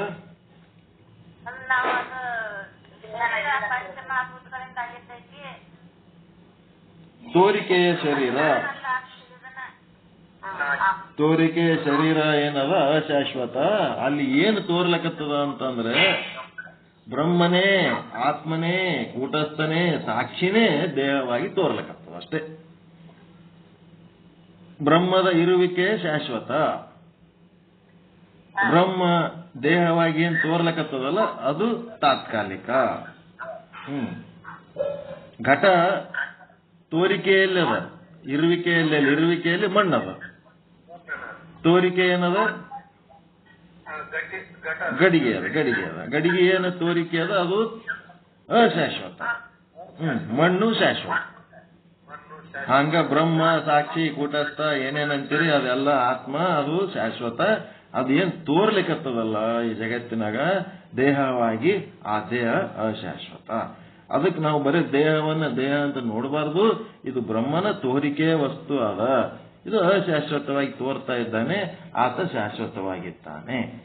ಮಣ್ಣು ಗಡಿಗೆಯಾಗಿ ತೋರ್ಲಿಕ್ಕತ್ತದ, ಅದರ ತೋರಿಕೆ ಅಶಾಶ್ವತದ, ಮಣ್ಣು ಶಾಶ್ವತ ಅಂತೇಳಿ ಇದು ಹಿಂಗೆ ತಿಳ್ಕೊಬೇಕು. ಮತ್ತು ಬ್ರಹ್ಮಾಂಡದಾಗ ಹೆಂಗ್ ತಿಳ್ಕೊತೀರಿ? ಬ್ರಹ್ಮನ ಆಯುಷ್ಯ ಮುಗಿತು ಅಂತಂದ್ರೆ ಬ್ರಹ್ಮಾಂಡ ಹೋಗ್ತದೆ. ಈ ಸೃಷ್ಟಿಕರ್ತ ಬ್ರಹ್ಮ ಒಬ್ಬ ಅದನಲ್ಲ, ಬ್ರಹ್ಮ ವಿಷ್ಣು ರುದ್ರ, ಅದ್ರೊಳಗೆ ಬ್ರಹ್ಮಂದೊಂದು ಆಯುಷ್ಯ ಅಂತ ಇರ್ತದಲ್ಲ. ಅವನು ಬ್ರಹ್ಮನ ಆಯುಷ್ಯ 100 ವರ್ಷದ, ಅವನ ಆಯುಷ್ಯದ ಬೇರೆ ಲೆಕ್ಕ, ಅವನ ಲೆಕ್ಕಪತ್ರ ಬೇರೆ, ನಮ್ಮ ಲೆಕ್ಕಪತ್ರ ಬೇರೆ, ಪಿಂಡಾಂಡದ್ದು. ಬ್ರಹ್ಮಗ್ 100 ವರ್ಷ ಆಯ್ತಂತಂದ್ರ ತಾನೇ ಹೋಗ್ತದೆ ಇದು ಬ್ರಹ್ಮಾಂಡ. ಅದ್ರ ಪ್ರಾರಬ್ಧ ತಗೊಂಡು ಬಂದದ ಇದು, ಎಲ್ಲಾ ಜೀವಿಗಳ ಪ್ರಾರಬ್ಧ ತಗೊಂಡು ಬಂದದ. ಈಗ ಅದು ಸಮಷ್ಟಿ ಪ್ರಾರಬ್ಧ. ಅದು ಮುಗಿದ್ಮೇಲೆ ಬ್ರಹ್ಮಂದು 100 ವರ್ಷ ಆಯುಷ್ಯ ಆದ್ಮೇಲೆ ನಾವು ಹೋಗ್ತ, ಅದು ತಾನಾಗೆ ಹೋಗೋದ್ರಕ್ಕಿಂತ ಮೊದಲು ಇಂಡಿಯಾ ಪಾಕಿಸ್ತಾನ ಗುದ್ದಾಡಿ ಅಣು ಬಾಂಬು, ಆ ಬಾಂಬು, ಈ ಬಾಂಬು ಹಾಕೊಂಡ್ಬಿಟ್ರಂತಂದ್ರ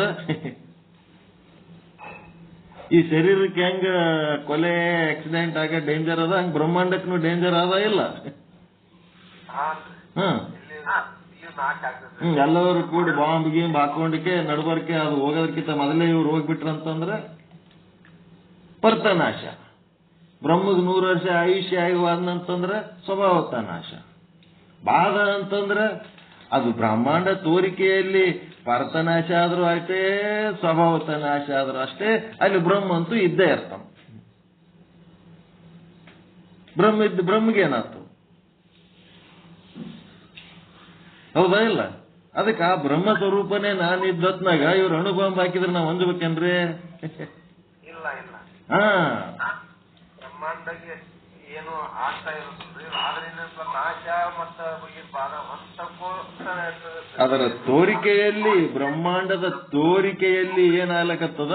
ನಾಶ ಆಗೋದು, ಬಾಧ ಆಗೋದು, ಸೃಷ್ಟಿ ಆಗೋದು, ಸ್ಥಿತಿ ಆಗೋದು ನೋಡ್ಬೋದ. ಕೆಲವೊಂದ್ಸಾರಿ ಸ್ವಭಾವತ ಆಗ್ತದ, ಕೆಲವೊಂದ್ಸಾರಿ ಪರತ ಆಗ್ತದ. ಅದು ಏನಾದ್ರೂ ಅದಕ್ಕೆ ನನಗೆ ಸಂಬಂಧ ಇಲ್ಲ. ಪಾಕಿಸ್ತಾನ ಮತ್ತು ಇಂಡಿಯಾಗಾಗೋದು ಸ್ವಭಾವತ ಆಗತ್ತೆ. ಸ್ವಭಾವತ ಅಲ್ಲ, ಪರತ ತಾವು ಮಾಡ್ಕೊಂಡದ್ದು. ಸ್ವಭಾವತ ಅಂತಂದ್ರೆ ತಾನೇ ವಯಸ್ಸಾಗಿ ಹೋಗ್ಬೇಕದು, ನಾರ್ಮಲ್ ಆಗಿ. ಬ್ರಹ್ಮಗೆ 100 ವರ್ಷ ಆಯುಷ್ಯ ಹೆಂಗಾಗಬೇಕು ಹಂಗ ಆಗುವಾದ್ರೆ ಅದು ಸ್ವಭಾವತ. ಅದನ್ನ ಬಡಗಿ ತಗೊಂಡು ಹೊಡೆದ ಗಡಿಗೆ ಹೊಡೆದಂಗ ಇದೇನ್ ಮಾಡ್ಲಕತ್ತಾರ, ಅದು ಹೋಗೋದಕ್ಕಿಂತ ಮೊದಲೇ ಇವ್ರು ಅದನ್ನ ಕಳಿಸ್ಲಕತ್ತಾರ ಬ್ರಹ್ಮಾಂಡಕ್ಕೆ. ನಾಶ ಮಾಡ್ಲಕತ್ತಾರ. ಅದು ಪರತ ನಾಶ. ಮತ್ತ ಅದು ಪರತ ಯಾಕಾಗ್ಲಕ್ಕ, ಸ್ವಭಾವತ ಯಾಕಾಗ್ಲಕ್ಕ, ಅದು ಹೆಂಗ್ ಹಾಕಿದ್ರು ಬ್ರಹ್ಮಗಂತೂ ಇವ್ರು ಯಾವ ಅಣುಬಾಂಬ್ ಹಾಕಿದ್ರು ಬ್ರಹ್ಮಗೆ ಏನೂ ಆಗಲ್ಲ. ಬ್ರಹ್ಮ ಹೆಂಗಿರ್ಬೇಕು ಹಂಗೆ ಇರ್ತಾನ, ನಿರ್ವಿಕಾರಿ. ಆ ಬ್ರಹ್ಮ ಸ್ವರೂಪನೇ ನಾನು ಅಂತ ತಿಳ್ಕೊಂಡ್ಬಿಟ್ಟೇವಂತಂದ್ರೆ ಇವ್ರು ಬಾಂಬ್ ಹಾಕಿದ್ರು ನಮ್ಗೆ ಏನ್ ಅಂಜಿಕೆ ಬರೋದು ಅಷ್ಟೇ. ಬ್ರಹ್ಮ ಶಾಶ್ವತ, ನನಗೇನಾಗ್ತದೆ ಇವ್ರು ಬಾಂಬ್ ಹಾಕಿದ್ರು. ಅಹಂ ಬ್ರಹ್ಮಾಸ್ಮಿ. ನೆಹರು ಒಂದು ಕುಟುಂಬದೊಳಗ್ರಿ, ನೆಹರು ಏನಂತಾರ, ಅವ್ರ ಆಯುಷ್ಯ ಮುಗಿದು ಸ್ವಭಾವ ನಾಶ ಆದ್ರಿ. ಇಂದಿರಾ ಗಾಂಧಿ ಅವರು ಗುಂಡ್ ಹೊಡಿಸ್ಕೊಂಡು ಬರ್ತಃ ನಾಶ ಆದ್ರಿ.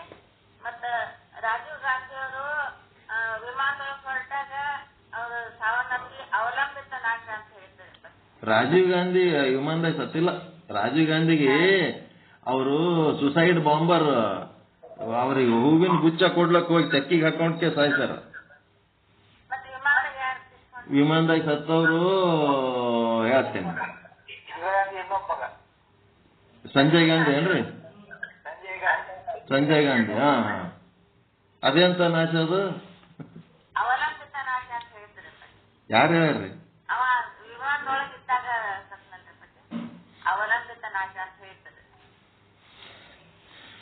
ಏನು ಅವಲಂಬಿತ? ನಮ್ಗೇನು ಅದ್ರ ಬಗ್ಗೆ ಏನು ಗೊತ್ತಿಲ್ಲ ಜಾಸ್ತಿ. ಅದು ಆಕ್ಸಿಡೆಂಟೇ ಅದು. ಎಲ್ಲ ಕೂದಲ ಸಿಗೋ ಕೆಲಸ. ಹಿಂಗೆ ಇದ್ರಾಗ ಇನ್ನ ಬಹಳಷ್ಟು ಬರ್ತಾವ. ಯಾವನ ಒಬ್ಬ ಪಾಪಿಷ್ಟ ಅದ್ರೊಳಗಿರ್ತಾನ, ವಿಮಾನ ಆಕ್ಸಿಡೆಂಟ್ ಆಗ್ಯದಿರ್ತದ, ಅವನು ಏನಾಗ್ತಾನ, ಅವ ಸಾಯೋದ್ರ ಸಲುವಾಗಿ ಅವನ ಸಂಗಟ ಸುತ್ತಮುತ್ತ ಇದ್ದವ್ರು ಸತ್ತು ಹೋಗ್ತಾರ. ಹಿಂಗ ಒಬ್ಬವನಿಗೆ ಮೇನ್ ಒಬ್ಬನಿಗೆ ಹೊಡಿಬೇಕಾಗ್ಯದ. ಈಗ ಅವನಿಗೆ ಹೊಡಿಬೇಕತ್ತು ಆದತ್ನಾಗ ಈಗ ರಾವಣ ಹೊಡಿಲಕ್ ಹೋಗ್ಯಾನ. ರಾಮ ಹೋಗಿದ್ದೆ ರಾವಣನ ಸಂಗಟ ಯುದ್ಧ ಮಾಡ್ಲಕ್. ಅವನ ಕಡಿ ಮತ್ತ ಇವನ್ ಕಡಿ ಇರ್ತಾರಲ್ಲ, ರಾಮನ ಕಡಿ ಸೈನಿಕರು, ರಾವಣನ ಕಡಿ ಸೈನಿಕರು. ಅವ್ರೇನು ರಾಮನ ವಿರೋಧಿಗಳಲ್ಲ, ರಾವಣನ ವಿರೋಧಿಗಳಲ್ಲ. ಅವ್ರು ಇವ್ರ ಸಲುವಾಗಿ ಇವ್ರನ್ನ ಅವಲಂಬಿಸಿದ್ದಕ್ಕ, ಇವ್ರ ಅನ್ನ ತಿಂದ ಋಣಕ್ಕ ಅವ್ರು ಯುದ್ಧ ಮಾಡಿ ಸಾಯ್ಬೇಕು. ಅಷ್ಟೇ. ಇದಕ್ಕೆ ಅವಲಂಬಿತ ನಾಶನೂ ಅಂತ ಇರ್ಬೋದು. ಒಬ್ರು ಮಂತ್ರಿಗಳು ಅವ್ರ ಹೆಸರ ಬಾಯಿಗೆ ಅದ ಬರೋಲ್ದು, 4 ಮಂದಿ ಸತ್ತಿರ್ತಾರ ನೋಡ್ರಿ. ಅವರು ಪವಾರ್ ಯಾರು, ಶರದ್ ಪವಾರ್ ಯಾರು ದೊಡ್ಡವ್ರು ಸತ್ತಿರ್ತಾರ ನೋಡ್ರಿ. 4 ಮಂದಿ ಹೋಗಿ ಅರಣ್ಯದಾಗ ಹುಡುಕಾಡ್ತಿರ್ತಾರ ಅವ್ರ ಹೆಣ, ಮಿಲಿಟರಿ ಅವರು. ಅವ್ರ ಹೆಸರು ನೆನಪು ಬರೋಲ್ದು.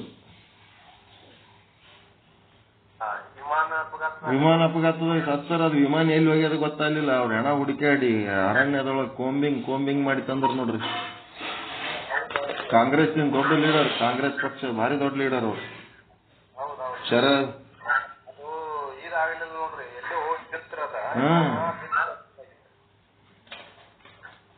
ಅದು ಪೂರ ಸುಟ್ಟು ಮಾಂಸದ ಇದು, ಅದು ಮಾಂಸದ ಮುದ್ದೆಗಳು 4 ಹೆಣಗಳು ಮಾಂಸದ ಮುದ್ದೆಗಳಾಗಿರ್ತಾವ. ಮ್ಯಾಲಿನ ಚರ್ಮನೆ ಹೋಗಿರ್ತದ. ಅವು ತಗೊಂಡು ಬಂದು 4 ಟೇಬಲ್ಗೆ ಇಟ್ಟಿರ್ತಾರ. ಇಟ್ಟು ಮಗನಿಗೆ ಕಳಿಸ್ತಾರ. ಮಗ ಒಳಗೋಗಿ ಹಿಂಗ್ ನೋಡ್ತಾನ, 4 ಮಾಂಸದ ಮುದ್ದೆ ಒಂದೇ ತರ ಇರ್ತಾವ. ಏನ್ ಮಾಡ್ಬೇಕು ಮಾಂಸದ ಮುದ್ದೆ? ನಿಮ್ಮ ಅಪ್ಪಂದ ಯಾವ್ದಾದ ಗುರುತಿಸ್ಲಕ್ ಸಾಧ್ಯ ಅದ ನೋಡು ಅಂತಂದ್ರ ಏನು ಗುರುತಿಸ್ಲಕ್ ಆಗಲಿಲ್ಲ. ಅವಾಗ ಇವ ಎಂತ ಮಗ ತಮ್ಮ ಅಪ್ಪನ್ ತಾ ಗುರುತಿಸ್ಲಿಲ್ಲ ನೋಡು ಅಂತ ಕೂಡ ಜನರು ಟೀಕೆ ಮಾಡಿದ್ರು. ಆಮೇಲೆ ಮುಂದೆ ಹೆಣ್ತಿನ ಕಳಿಸಿದ್ರು. ಹೆಣ್ತಿನೂ ಆದ್ರೂ ಆಕೆಗೂ ಗುರುತಿಸ್ಲಕ್ ಸಾಧ್ಯ ಆಗಲಿಲ್ಲ. ಅದಕ್ಕೆ ಆಕೆಗೂ ಟೀಕೆ ಮಾಡಿದ್ರು. ಅವಾಗ ಅವ್ರ ತಾಯಿ ಸುಮ್ ಕುಂದಿರ್ಲಿಲ್ಲ. ಹೆಣ್ತಿ, ಹೌದಪ್ಪ, ನಮಗ ಗುರುತಿಸ್ಲಕ್ ಸಾಧ್ಯ ಆಗಿಲ್ಲ ಸರಿ, ಮತ್ತ ನಮ್ ಸಂಗಟ ಅವ್ರು ಎಲ್ಲಿದ್ರು? ಯಾವಾಗ 1 ತಾಸು 2 ತಾಸು ನಮ್ಮ ಹತ್ರ ಬರ್ತಿದ್ರು. 3 ಹೊತ್ತು ನೀವ್ ಅವ್ರಿಗೆ ಬಗ್ಲಕ್ ಕುಂದಿರ್ಸ್ಕೊಂಡು ಮೆರವಣಿಗೆ ಮಾಡ್ಕೊಂಡಿರಲ್ಲ, ನೀವು ಗುರುತಿಸ್ರಿ ಅಂದ್ಬಿಟ್ಲಾಕಿ. ದೊಡ್ಡ ಮಿನಿಸ್ಟರ್ ಅವ್ರು, ಸೆಂಟ್ರಲ್ ಮಿನಿಸ್ಟರ್. ನೀವು ಗುರುತಿಸ್ತೀರಿ ಅಂದ್ರೆ ಅವರಿಗೂ ಗುರುತಿಸ್ಲಕ್ ಆಗಿಲ್ಲ. ಎಲ್ಲರೂ ತಲೆ ತಗ್ಗಿಸ್ಬಿಟ್ರು. ಯಾರ ಹೆಣ ಎಂತ ಯಾವ್ದಾಕಿರ್ಲಕ್ಕ 4 ಕೂಡಿ ಶವ ಸಂಸ್ಕಾರ ಮತ್ತೆ ಮಾಡಿಬಿಟ್ರು. ಅದಕ್ಕ ನಿಮ್ಮ ಶರೀರದ ಚರ್ಮ ಮತ್ತು ನಿಮ್ಮ ಮೈ ಮಾಟ ಬಹಳ ಮುಖ್ಯ ಅದ. ನಿಮ್ಮನ್ನು ಗುರುತಿಸ್ಬೇಕಾದ್ರ ನಿಮ್ಮ ಚರ್ಮದ ಬಣ್ಣ ಮತ್ತು ನಿಮ್ಮ ಮೈ ಮಾಟ. ಒಂದು ಮಾಟ ಅಂತದ ಇಲ್ಲ, ನಿಮ್ಮ ಒಂದು ಶರೀರಕ್ಕೆ ಒಂದು ಆಕಾರ ಅದಿಲ್ಲ. ಆ ಚರ್ಮ ಕಿತ್ಕೊಂಡು ಹೋಯ್ತು, ನಿಮ್ಮದು ಮಾಟ ಹೋಯ್ತು, ಶರೀರ ಮಾಂಸ ಖಂಡಗಳು ಅವೆಲ್ಲ ವಿಕಾರಿ ಆದು ಅಂತಂದ್ರೆ ನಿಮ್ಮನ್ನ ಯಾರು ಗುರುತಿಸತ್? ಅದಕ್ಕೆ ಚರ್ಮಕ್ಕೆ ಟ್ಯಾಂಕಿ ಒಳಬೇಕು. ನಮ್ಮನ್ನು ಗುರುತಿಸಂಗ ಇಟ್ಟದಲ್ಲ ಒಂದು ಕಂಡೀಷನ್ದಾಗ ಅಂತ. ಏನಾದ ನೋಡ್ರಿ ಅವ್ರ ಹೆಸರ ಬರಂದು ಮಗಂದು. ಇರ್ಲಿ, ಆಯ್ತಾಯ್ತು, ಸಾಕು. ಮತ್ತೆ ನಾಳೆ ನೆನಪಾದಾಗ ಬರ್ತಾವ, ಎಲ್ಲ ಒಳಗೆ ಇರ್ತಾವ, ಬರ್ತಾವ. ಓಕೆ, ಮುಕ್ತಾಯ ಮಾಡೋಣ. ಎಲ್ಲರಿಗೂ ಶರಣ. ಎಲ್ಲರಿಗೂ ಶರಣ. ಚಲೋ ಆಯ್ತಲ್ರಿ ಇವತ್ತಿನ ಪಾಠ?